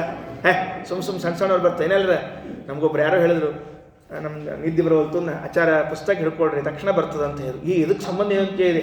ನಾವು ಅದಕ್ಕೆ ವಿರೋಧಿಗಳು, ಅಕ್ಷರ ವಿರೋಧಿಗಳಾದ್ದರಿಂದ ಅದು ಬಂದು ಕೂಡಲೇ ಅದಕ್ಕೆ ತಥಾಪ್ಯಾಚಾರ್ಯಾಣಾಂ ಸುಖಪದಜುಷಾಂ ಸನ್ಮತ ರಥ. ಆದರೂ ಶ್ರೀಮದಾಚಾರ್ಯ ಸಿದ್ಧಾಂತದಲ್ಲಿ ರತರಾದ ಶ್ರುತಜ್ಞಾನಾರ್ಯಸ್ಯ ಸತ್ಯಬೋಧ ಸ್ವಾಮಿಗಳ ಅವಿನಯಮಪಿ ನೇಯಂ ಸಮವಮಾಂ, ಅಂತಹ ಶಿಷ್ಯನನ್ನು ರಕ್ಷಣಾ ಮಾಡು ಅಂತ ಕೇಳಿಕೊಳ್ಳುತ್ತಾರೆ. 3 ಪಾಯಿಂಟ್. ಪರಮಾತ್ಮನ ಪಾದ ಈ ಸಂಸಾರ ದಾಟಿಸ್ಲಿಕ್ಕೆ ಹಡಗ. 2ನೇದ್ದು ಪರಮಾತ್ಮನ ಪುತ್ರನಾಗಿರುವಂಥ ವಾಯುದೇವರು ಸಂಸಾರ ಸಾಗರ ದಾಟಿಸೋರು. 3ನೇದ್ದು ಗುರುಗಳಾದ ಸತ್ಯಬೋಧ ಸ್ವಾಮಿಗಳು. 3 ಇಟ್ಕೊಂಡ ಒಂದೊಂದೇ ವಿಚಾರ ಮಾಡೋಣಂತ. 2ನೇ ಸಾಲ ಮತ್ತೆ ಹೇಳ್ಬಿಡ್ತೀನಿ. ಊಟದ ಗಿಟ್ಟದ ಲಘು ನೆನಪಾಗ್ತಿರ್ತಾವೆ, ಹೀಗಾಗಿ ಲಘು ಹೇಳ್ಬಿಡ್ತೀನಿ. ಏನು ಅಲ್ಲಿ ಏನದ ನೋಡ್ರಿ, ರಥಃ ಪಾಕೆ, ಅಡಿಗೆ ಒಳಗೆ ಇಷ್ಟು ರಥ ಆಗಿಬಿಟ್ಟಿವಿ ಅಂದರೆ ಆ್ಯಕ್ಚುಲಿ ಪಾಕೆ ಅಂದರೆ ಪಚನಕ್ರಿಯೆ ಅಂತದ. ಜೀರ್ಣ ಮಾಡಿಸ್ಕೊಳ್ಳೋದಕ್ಕೆ ತಿಂದು ಜೀರ್ಣ ಮಾಡಿಸ್ಕೊಳ್ಳೋದು, ತಿಂದು ಜೀರ್ಣ ಮಾಡ್ಕೊಳ್ಳೋದು ಭಾರಿ ರಥ ಆಗಿಬಿಟ್ಟಿವಂತ. ಏನು ತಿಂತೀವಿ ಎಲ್ಲರ ಅಕಸ್ಮಾತ್ ನಾವು ತಿಂದದ್ದು ಆಹಾರವನ್ನೇನು ಲೆಕ್ಕ ಇಟ್ಟಿದ್ರೆ ಮೇರು ಪರ್ವತಕ್ಕೆ ಸಮ ಆಗ್ತಿತ್ತಂತ. ಭಯ ಏನಾಗಂಗಿಲ್ರಿ, ಕನ್ಫರ್ಮ್ ಆಗ್ತದೆ ನಾವೆಷ್ಟು ತಿಂದೀವಿ ಅಂತ ತಿಳ್ಕೊಂಡು. ಒಬ್ಬೊಬ್ರದ್ರೆ ಇದು ಅಷ್ಟರದ್ದು ಕೂಡ ಎಲ್ಲ ಮತ್ತೆ ಎಲ್ಲಾರು ಸೇರಿ ಅಂತಲ್ಲ, ಒಬ್ಬೊಬ್ರು ತಿಂದದ್ದು ಮೇರು ಪರ್ವತಕ್ಕೆ ಸಮ ಆಗ್ತದೆ. ಕನಕದಾಸರು ಒಂದು ಹಾಡು ಬರ್ದಾರ, ನಾವು ತಾಯಿ ಹಾಲು ಕುಡಿದದ್ದೇನ ನೋಡ್ರಿ, ಆ ತಾಯಿ ಹಾಲು ಕುಡಿಯೋ ಕಾಲಕ್ಕೆ ಜಾರಿ ಬಿದ್ದ ಹನಿಯವಲ್ಲ, ಅವನ್ ಲೆಕ್ಕ ಇಟ್ಟರೆ ಕ್ಷೀರಸಾಗರ ಆಗ್ತದಂತ. ಸಪ್ಸಾಗರ ಅಷ್ಟು ದೊಡ್ಡದಂತ ಹೇಳ್ಯಾರ. ಅಂದ್ರೆ ಎಷ್ಟು ತಿನ್ಲಿಕ್ಕಿಲ್ಲ ಹೇಳೋಣಂತ. ಅದಕ್ಕೆ ಪಾಕೇ ರಥಃ, ರುಚಿ ಅಡಿಗೆ ಒಳಗೆ ಭಾರಿ ಆನಂದ ಅಂತ. ಒಬ್ಬರು ಕರ್ನಾಟಕದ ಒಬ್ಬರು ಕವಿಗಳು, ಒಳ್ಳೆ ಕವಿಗಳು, ಪಾಪ ನಮ್ಮವರೇ ಕವಿಗಳು. ಅವರು ಒಬ್ಬರ ಕಡೆಗೆ ಆಚಾರ ಕಡೆಗೆ, ಶ್ರೀ ವೈಷ್ಣವ ಆಚಾರ ಕಡೆಗೆ ಪಾಠಕ್ಕೆ ಹೋಗಿದ್ರಂತ. ವೈಷ್ಣವರ ಕಡೆಗೂ ಪಾಠಕ್ಕೆ, ಅವ್ರು 3 ಮಂದಿ ಆಚಾರ ಕಡೆ ಪಾಠಕ್ಕೆ ಹೋದ್ರಿ. ಸ್ಮಾರ್ತಾಚಾರ್ಯರು, ಅಂದರೆ ಅದ್ವೈತಿಗಳು, ದ್ವೈತಿಗಳು, ವಿಶೇಷ 3 ಆಚಾರ ಕಡೆ ಪಾಠಕ್ಕೆ ಹೋದರು. ಅವ್ರಿಗೆ ಎಷ್ಟು ಬಂತೋ ಎಷ್ಟು ಬಿಡುತ್ತೋ ಅದು ಬೇರೆ ವಿಷಯ. ಅವ್ರು ಹೋಗಿ ಬಂದಮೇಲೆ ತಮ್ಮ ಅನುಭವಕ್ಕೆ ಒಂದು ಮಾತು ಬರೆದ್ರಿ. ಶ್ರೀ ವೈಷ್ಣವ ಆಚಾರ ಮನೆಯಾಗ, ವೈಷ್ಣವ ಆಚಾರ ಮನೆಯಾಗ ಪಾಠಕ್ಕೆ ಹೋಗಿ ಬಂದಮೇಲೆ ನಮಗೇನು ಬಂತು, ಏನು ಬರಲಿಲ್ಲ, ಎಲ್ಲಿ ಆಸಕ್ತಿ ಬಂತು ನಮಗೆ ಅಂದರೆ, ಅದಕ್ಕೆ ಹೇಳಿದ್ರು, ನ ವೇದಾಂತೆ ಗಾಢಾಹ ನ ಚ ತರ್ಕೆ ಚತುರಾಹ ಅಂತ ಹೇಳಿ, ವಯಂ ಶ್ರೀಮದ್ ಬ್ಯಾಳಿ ಹುಳಿ ಬಳದ ಕೋಸಂಬರಿತವ್ವಿ ಹಯಗ್ರೀವಾಂಬೋಡಿ ಕರಿಗಡಬು ಚಿತ್ರಾನ್ನ ಚತುರಾಹ. ಈ ಶ್ಲೋಕ ಬರೆದಿದ್ದಾರೆ. ಡಿ ವಿ ಜಿಯವರು ಬರೆದ ಶ್ಲೋಕ ಇದು. ಡಿ ವಿ ಜಿಯವರು ಸಂಸ್ಕೃತದೊಳಗೆ ಶ್ಲೋಕಗಳನ್ನ ಆವಾಗ ಚುಟುಕು ಪದ್ಯಗಳನ್ನು ಬರಿತಾ ಇದ್ರು. ಅದನ್ನು ಶತಾವಧಾನಿ ಗಣೇಶ್ ಅವರು ತಮ್ಮ ಕವಿತೆಗೊಂದು ಕಥೆ ಪುಸ್ತಕದಲ್ಲಿ ಬರೆದಿದ್ದಾರೆ, ಸಂಗ್ರಹ ಮಾಡಿದ್ದಾರೆ. ತುಂಬ ಚೆನ್ನಾಗಿ ಶ್ಲೋಕ ಬರೆಯೋರು. ಅವ್ರು ಹೇಳಬೇಕು, ನಾವಲ್ಲಿ ಹೋಗಿ ಏನು ಕಲ್ತಿಲ್ಲ, ಅಲ್ಲಿ ಏನು ಕಲ್ಕೊಂಡು ಬಂದ್ವಿ ಅಂದರೆ ಅವ್ರ ಮನೆಯಾಗಿನ ಬ್ಯಾಳಿ ಹುಳಿ, ವಯಂ ಶ್ರೀಮದ್ ಬ್ಯಾಳಿ ಹುಳಿ ಪಳದ ಕೋಸಂಬರಿತವ್ವಿ ಹಯಗ್ರೀವಾಂಬೋಡಿ ಕರಗಡಬು ಚಿತ್ರಾನ್ನ ಚತುರಾಹ. ಏನು ಚಂದ್ರಿ ಶ್ಲೋಕಗಳೆಲ್ಲರ. ಸಂಸ್ಕೃತ ಕಾವ್ಯ ಬಂದ್ರೆ ಭಾರಿ ಆಶ್ಚರ್ಯ. ಈ ಸಂಸ್ಕೃತನ ಕನ್ನಡ ಹೇಳಿ ನೋಡಂತೆ. ಸಂಸ್ಕೃತ ಛಂದಸ್ಥೊಳಗೆ ಕನ್ನಡ ಶಬ್ದಗಳ್ರಿ ಎಲ್ಲವು. ಶ್ರೀಮದ್ ಬ್ಯಾಳಿ ಹುಳಿ, ಈ ಕೆಲವು ಹುಳಿ ಮಾಡಿರ್ತಾರೆ, ಅದು ಹುಳಿ ಅಂತ ಎಕಡೆ ಅನ್ಬೇಕು ಗೊತ್ತಾಗಂಗಿಲ್ಲ. ಹಂಗೆ ಮಾಡಬಾರ್ದು, ಬ್ಯಾಳಿ ಇರ್ಬೇಕು. ಶ್ರೀಮದ್ ಬ್ಯಾಳಿ ಹುಳಿ ಪಳದ ಕೋಸಂಬರಿ ತವ್ವಿ ರಥಃ ಪಾಕೆ ಲಕ್ಷ್ಮೀ ರಮಣ ತವ ಪಾಕೆ ನಹಿ ರಥಃ. ಎಲ್ಲಿತ್ತಪ್ಪ ಅದು? ಪಾಠದೊಳಗೆ ರಥ ಆಗಿದ್ದೀವಂತ. ಇನ್ನೊಂದು ಶ್ಲೋಕ ಬರೆದಿದ್ದಾರೆ ಅವರೇ. ಊಟಕ್ಕೆ ಕೂತಿದ್ರಂತ, ಇಷ್ಟೆತ್ರ ಅನ್ನ ಹಾಕಿದ್ರಂತ. ಅವರು ಡಿ ವಿ ಜಿಯವರು ಊಟಕ್ಕೆ ಕೂತಾಗ ಇಷ್ಟೆತ್ರ ಅನ್ನ ಹಾಕಿದ್ರಂತ. ಅನ್ನದ ಮೇಲೆ ತವ್ವಿ ಹಾಕಿದ್ರಂತ, ತುಪ್ಪ ಚಟ್ನಿ ಪಲ್ಯ ಎಲ್ಲ ಬಡಿಸಿದ್ರಂತ. ತಕ್ಷಣ ಶ್ಲೋಕ ಹೇಳಿದ್ರಂತ, ಆಹಾ ಅನ್ನ ಸಿಂಹಾಸನಾರೂಢ, ಆಹಾ ಅನ್ನ ಸಿಂಹಾಸನಾರೂಢ ಘೃತಮಂತ್ರಿ ಸಮನ್ವಿತ ಸೋಪಸ್ಕರ ಸೈನಿಕ ಸಮಾಯುಕ್ತ ಸೂಪರಾಜೋ ವಿರಾಜತೆ ಅಂತ ಹೇಳಿದಂತೆ.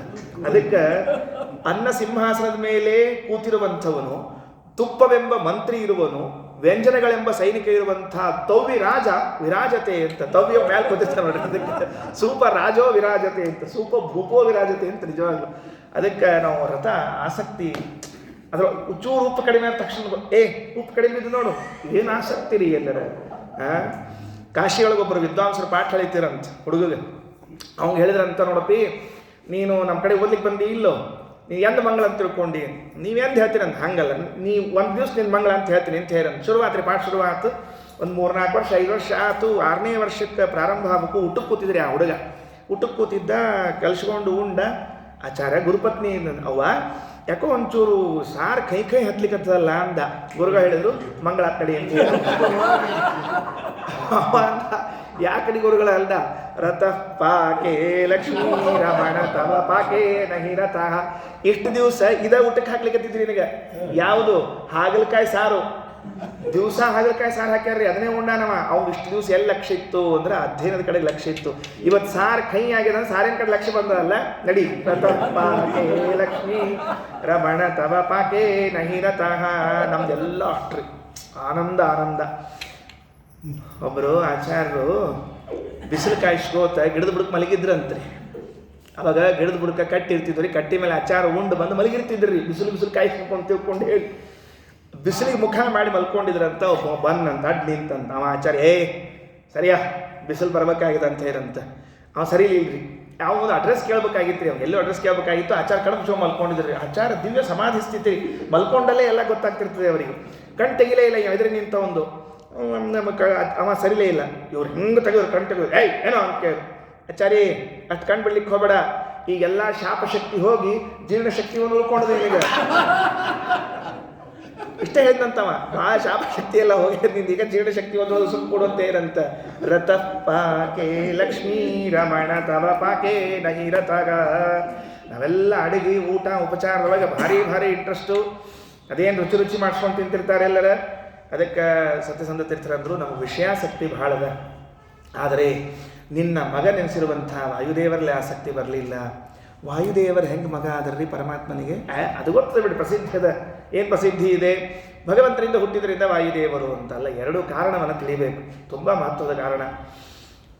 ನಾವು ನಮ್ಮ ಮಕ್ಕಳನ್ನು ಮಾತ್ರ ತೊಡಿ ಮೇಲೆ ಕೂಡ್ಸ್ಕೊಳ್ತೀವಿ. ನಾವು ಮಂದಿ ಮಕ್ಕಳನ್ನ ಕೂಡ್ಸ್ಕೋದು ತೊಡಿ ಮೇಲೆ, ಇನ್ನೊಬ್ಬರ ಮಕ್ಕಳನ್ನ ಕೂಡ್ಸ್ಕೊಳ್ತೀವಿ. ಸುಮ್ಮನೆ ಮಂದಿ ನೋಡ್ತಿರ್ತಾರೆ ಅಂಬೋದಕ್ಕೆ ನಾಟಕಕ್ಕೆ ಕೂಡ್ಸ್ಕೊಂಡ್ರು ಬೇರೆ ಬಾಪಿ ಅಂತ ಕರಿತೀವಿ ಅವ್ರ ಮಂದಿ ಮಕ್ಕಳನ್ನ. ಅಂದರೆ ಅವ್ರಮ್ಮ ಏನು ತಿಳ್ಕೊಬೇಕು, ನನ್ನ ಮಗು ಎಷ್ಟು ಮುದ್ದದ ಕಂಡವ್ರೆಲ್ಲ ಕರಿತಾರೆ ಅಂತ ತಿಳ್ಕೊಂಡಿರ್ಬೇಕ್ರಿ. ಅದು ಕಂಡವ್ರು ಕರಿ ಹಂಗಿರಂಗೆ ಇಲ್ರಿ, ಅದು ಬೇರೆ ಇರ್ತದೆ ಅದು. ಅದಕ್ಕೆ ಕೂಡ್ಸ್ಕೊಂಡ್ರೆ ತೊಡಿ ಮೇಲೆ ಯಾರನ್ನು ಕೂಡ್ಸ್ಕೊಳ್ಳೋದು? ನಮ್ಮ ಮಕ್ಕಳನ್ನ ತಾನೇ ಕೂಡ್ಸ್ಕೊಳ್ಳೋದು. ಉದ್ಯದ್ರ ವಿಪ್ರಕರ ಸನ್ನಿಭಮಚ್ಯುತಾಂಕೆ ಸ್ವಾಸೀನಂ. ಆಚಾರ್ಯರು ತಂತ್ರಸಾರ ಸಂಘದಲ್ಲಿ ಹೇಳುವಾಗ ಪ್ರಾಣದೇವರ ಚಿಂತನೆ ಏನು ಹೇಳ್ತಾರೆ, ಹೆಂಗಿದ್ದಾರೆ ನಮ್ಮ ಪ್ರಾಣದೇವರು ಅಂತ ಕೇಳಿದ್ರೆ ಪರಮಾತ್ಮನ ಬಲತೊಡೆ. ಆ ಪರಮಾತ್ಮನ ಬಲತೊಡೆಯ ಮೇಲೆ ತಾವು ಕೂತ್ಕೊಂಡಿದ್ದಾರಂತೆ. ಉದ್ಯದ್ರವಿ ಪ್ರಕರ ಸನ್ನಿಭಮಚ್ಯುತಾಂಕೆ ಸ್ವಾಸೀನಂ ಅಸ್ಯ ನುತಿ ನಿತ್ಯ ವಚಃ ಪ್ರವೃತ್ತಿಂ ಧ್ಯಾಯೇತ್ ಗದಾ ಭಯಕರಂ ಸುಕೃತಾಂಜಲಿಂ ತಂ ಪ್ರಾಣಂ ಯತಿಷ್ಠತನುಮುನ್ನತ ಕರ್ಮಶಕ್ತಿಂ. ಇನ್ನೊಂದು ಸ್ವಾರಸ್ಯ ಗೊತ್ತಾ? ಅವರು ಭಗವಂತನ ತೊಡಿ ಮೇಲೆ ಕೂಡ್ಸ್ಕೊಂಡಿದ್ರೆ ತಮ್ಮ ತೊಡಿ ಮೇಲೆ ಭಾರತೀ ದೇವಿನ ಕೂಡ್ಸ್ಕೊಂಡಿದ್ದಾರಂತೆ. ಎಲ್ಲೇ ಎರಡು ಭಗವಂತನ ಬಲ ತೊಡೆಯ ಮೇಲೆ ತಾವು ಕುಳಿತುಕೊಂಡು ತಮ್ಮ ಎಡತೊಡೆಯ ಮೇಲೆ ಭಾರತೀ ದೇವಿನ ಕೂಡಿಸ್ಕೊಂಡು ತಾವು ಗಂಡ ಹೆಂಡತಿ ನಿರಂತರವಾಗಿ ಭಗವಂತನ ನೋಡ್ತಾ ಇರ್ತಾರಂತೆ. ಇದಕ್ಕೆ ಹೇಳಿದರು ತವ ಪಾಕೆ ನಹಿರತಃ. ಇಂತಹ ನಿನ್ನ ಮಗನಲ್ಲಿ ನಾನು ಆಸಕ್ತನಾಗಲಿಲ್ಲ. ಅಹಂ ಸಕ್ತಃ ಪೋತೆ ಭವ ಜಲಧಿ ಪೋತೆ ತ್ವಯಿ ನವೈ ರತಃ ಪಾಕೆ ಲಕ್ಷ್ಮೀ ರಮಣ ತವ ಪಾಕೆ ನಹಿರತಃ. ತಥಾಪ್ಯಾಚಾರ್ಯಾಣಾಂ ಸುಖಪದಜುಷಾಂ ಸನ್ಮತರತ ಸೃತಜ್ಞಾನಾರ್ಯಸ್ಯ ವಿನಯಮಪಿ ನೇಯಂ ಸಮಬಪಾಂ. ಎರಡನೇ ಸಾಲ ಆಯ್ತು, ಒಂದನೇ ಸಾಲಿಗೆ ಹೋಗೋಣ ಅಂತ. ಅಹಂ ಸಕ್ತಃ ಪೋತೆ. ನನ್ನ ಮಗ ನನ್ನ ರಕ್ಷಣೆ ಮಾಡ್ತಾನೆ ಅಂತ ಮಕ್ಕಳ ಕಡೆ ಹೋದ್ವಿ ಅಂತ. ಏನು ಮಕ್ಕಳ ಕಡೆ ಹೋದ್ವಿ, ಅವ್ರೇನು ರಕ್ಷಣೆ ಮಾಡ್ತಾನೆ ಅಂತ ಗ್ಯಾರಂಟಿ ಇಲ್ಲರಿ. ಅಷ್ಟೇ ಗೋಪಾಲದಾಸರದ ಒಂದು ಹಾಡು ಇರ್ಬೇಕ್ರಿ. ಯಾವ ಮಗ ಏನು ಮಾಡಿದ, ದುಶ್ಯಾಸನ ಏನು ಮಾಡಿದ ಹೇಳಪ್ಪ, ದುರ್ಯೋಧನ ಏನು ಮಾಡಿದ ಹೇಳಪ್ಪ ಅಂತ ಕೇಳ್ತಾರೆ. ಮಗ ರಕ್ಷಣೆ ಮಾಡ್ತಾನೆ ಧೃತರಾಷ್ಟ್ರ ದುರ್ಯೋಧನ ಏನು ಮಾಡಿದ, ರಕ್ಷಣೆ ಮಾಡಿದ್ನೋ ಹಾಳು ಮಾಡಿದ್ನೋ. ಹಿಂಗಾಗಿ ಅಲ್ಲೇನು ಭಾಳ ಆಸಕ್ತಿ ಇಟ್ಕೊಳ್ಳಿಕ್ಕೆ ಹೋಗಬಾರ್ದು. ಹೇಳಿದ್ರಲ್ಲ, ಮಾಡಿದರೆ ಸಂತೋಷ, ಮಾಡದೇ ಇದ್ರೆ ನಿಶ್ಚಿತ, ಮಾಡಂಗಿಲ್ಲ ಅಂಬೋದು ಅಂತ ಅರ್ಥ. ಅದಕ್ಕೆ ಹೇಳಿದರು ಅಹಂ ಸಕ್ತಃ ಪೋತೆ ಭವ ಜಲಧಿ ಪೋತೆ ತ್ವಯಿ ನವೈ. ನೀನು ಸಂಸಾರ ಸಾಗರ ದಾಟಿಸುವಂತಹ ಹಡಗ. ಪರೀಕ್ಷಿತ ಮಹಾರಾಜರಿಗೆ ಶುಕಾಚಾರ್ಯರು ಒಂದು ಮಾತು ಕೇಳಿದ್ರಂತ. ಅಲ್ಲೋ 5-6 ದಿವಸ ಭಾಗವತ್ ಕೇಳ್ಕೊತ ಕೂತಿ, ಇನ್ನೂ ನಿನಗೆ ಮುಗ್ದಿಲ್ಲ ಏನು ಕೇಳೋದು ಅಂತ ಕೇಳಂತಿಲ್ರಿ. ಅಕ್ಷರಶಃ ಈಗ ಫೈನಲ್ ಮ್ಯಾಚ್ ಬಂದದ, ಈಗ ಕೇಳಬೇಕು ಅಂತದ. ಯಾರ ಬಗ್ಗೆ ಕೇಳಬೇಕು? ಕೃಷ್ಣನ ಬಗ್ಗೆ ಕೇಳಬೇಕು ಅಂತದ. ಹೌದಾ, ನಿಂಗೇನು ಗೊತ್ತದ ಕೃಷ್ಣನ ಬಗ್ಗೆ ಹೇಳಪ್ಪ ಅಂತ ಅಂದ್ಕೊಳ್ಳಿ. 3 ಪಾಯಿಂಟ್ ಹೇಳಿದ್ರಿ. ಅದರ ಫಸ್ಟ್ ಪಾಯಿಂಟ್ ಏನು ಗೊತ್ತೇನು? ಪಿತಾಮಹ ಮೇ ಸಮರೇ ಮರಂಜಯೈಹಿ ದೇವವ್ರತಾದ್ಯಾತಿರತೈಸ್ತಿಮಿಂಗಿಲೈಹಿ ದುರತ್ಯಯಂ ಕೌರವ ಸೈನ್ಯ ಸಾಗರಂ ಕೃತ್ವಾ ತರಂ ವತ್ಸಪದಂ ಸ್ಮಯತ್ ಪ್ಲವಾಹ. ಕೃಷ್ಣನನ್ನು ನಮ್ಮ ಅಜ್ಜಂದರು ಹಡಗ ಮಾಡಿಕೊಂಡಿದ್ರು, ಅದಕ್ಕೆ ಈ ಸೈನ್ಯ ಸಾಗರವನ್ನು ದಾಟಿಬಿಟ್ರು ಅಂತ ಪರೀಕ್ಷಿತ ಮಹಾರಾಜರು ಪ್ರಾರಂಭ ಮಾಡ್ತಾರೆ. ಭಾಗವತ ದಶಮಸ್ಕಂದ ಪ್ರಾರಂಭದಲ್ಲಿ ಕೃತ್ವಾ ಯಾರನ್ನ ಮಾಡಿಕೊಂಡ್ರು? ಶ್ರೀಕೃಷ್ಣನನ್ನು. ಏನು ಮಾಡಿಕೊಂಡು? ಪ್ಲವ ಅಂದರೆ ಹಡಗ. ಆ ಶ್ರೀಕೃಷ್ಣನನ್ನ ಹಡುಗವನ್ನಾಗಿ ಮಾಡಿಕೊಂಡು ದುರತ್ಯಯಂ ಕೌರವ ಸೈನ್ಯ ಸಾಗರಂ. ಎಂತಿಂಥ ಆಚಾರ ನಿಂತ್ಕೊಂಡಿದ್ರಿ ಅಲ್ಲೆಲ್ಲರ, ಒಬ್ಬೊಬ್ಬರ ಇಬ್ಬರಿಬ್ಬರ ಆಚಾರ್ಯರು. ಪಿತಾಮಹಾಮೇ ಸಮರೇ ಅಮರಂಜಯೈ ದೇವವ್ರತಾದ್ಯಾತಿರತೈ ಸ್ಥಿಮಿಂಗಿಲೈ ದುರತ್ಯಯಂ ಕೌರವ ಸೈನ್ಯ ಸಾಗರಂ. ಮುಗಿತಪ್ಪ, ಇನ್ನೇನು ದಾಟ್ಲಿಕ್ಕಾಗೋದಿಲ್ಲ ನಮಗ ಅಂತ ಅಂದ್ಕೊಂಡಿದ್ರ ಆ ಕೌರವ ಸೈನ್ಯ ನೋಡಿ, ಕೃತ್ವಾ ತರನ್ ವತ್ಸಪದಂ ಸ್ಮಯತ್ಲವಾಹ. ಕೃಷ್ಣ ಕೃಷ್ಣ ಸತ್ಯಧರ್ಮ ತೀರ್ಥರು ವ್ಯಾಖ್ಯಾನ ಮಾಡುವಾಗ ಯತ್ ಪ್ಲವಾಹ ಅಂದರೆ ಕೃಷ್ಣ ನಾಮ ಸ್ಮರಣೆಯಿಂದ ಪಾರ ಮಾಡಿದ್ರು ಬರೀತಾರೆ. ವಿಜಯಧ್ವಜ ತೀರ್ಥ ಶ್ರೀಪಾದರು ಹೇಳುವಾಗ ಕೃಷ್ಣ ಪರಮಾತ್ಮನನ್ನೇ ಹಡಗವನ್ನಾಗಿ ಮಾಡಿಕೊಂಡು ದಾಟಿದರು ಅಂತ ಬರೀತಾರೆ. ಭಗವಂತನ ನಾಮ, ಭಗವಂತ ಎಲ್ಲವೂ ನಮ್ಮನ್ನು ದಾಟಿಸ್ಲಿಕ್ಕೆ ಹಡಗುಗಳಿದ್ದಂತೆ. ಅದಕ್ಕೆ ಹೇಳಿದ್ರು ಕೃತ್ವಾ ತರನ್ ವತ್ಸಪದಂ ಸ್ಮ ಯತ್ಲವಾಹ ಅನ್ನುವಂತಹ ಮಾತನ್ನ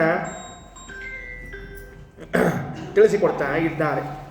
ಅಹಂ ಸಕ್ತಃ ಪೋತೆ ಭವ ಜಲಧಿಪೋತೆ ತ್ವಯಿ ದವೈಃ ರತಃ ಪಾಕೆ ಲಕ್ಷ್ಮೀ ರಮಣ ತವ ಪಾಕೆ ನಹಿ ರಥಃ ತಥಾಪ್ಯಾಚಾರ್ಯಾಣಾಂ ಸುಖಪದಜುಷಾಂ ಸನ್ಮತರತ ಸೃತಜ್ಞಾನಾರ್ಯಸ್ಯ ವಿನಯಮಭಿನೇಯಂ ಸಮವಮಾಂ. ಹೇಗೆ ಭಗವಂತ ಮತ್ತೆ ನಮಗೆ ದಾಟಿಸ್ತಾನೆ ಅನ್ನೋದಕ್ಕೆ ನೌಕೆಯಾಗಿ ದಾಟಿಸ್ತಾನೆ ಅಂತ ಹೇಳಿದರು. ರಾಮಾಯಣ ನಡೀತಾ ಇತ್ತಂತೆ. ತುಳಸಿದಾಸರು ರಾಮಚರಿತ ಮಾನಸದಲ್ಲಿ ಒಂದು ಮಾತು ಬರೀತಾರೆ. ರಾಮಾಯಣ ನಡೀತಾ ಇತ್ತು, ರಾಮಚಂದ್ರ ಸೀತಾನ್ ಕರ್ಕೊಂಡು ವನವಾಸಕ್ಕೆ ಹೊಂಟಿದ್ದ. ಅದು ಏನಾಯಿತು, ಎಲ್ಲ ದಾಟ್ಕೋತ್ ಬಂದರು. ಇದು ಹೋಗ್ಬೇಕಾಯ್ತಲ್ಲ, ಗುಹ ಅಂತ ಒಬ್ಬ ಇದ್ದ, ಅವ ಶೃಂಗವೀರಪುರ ಅಂತ ಹೆಸರು. ಅಲ್ಲಿ ಬಂದರು, ಗಂಗಾ ನದಿ ದಾಟಬೇಕಾಗಿತ್ತು, ಬಂದಿದ್ದ ಅಡ್ಡ.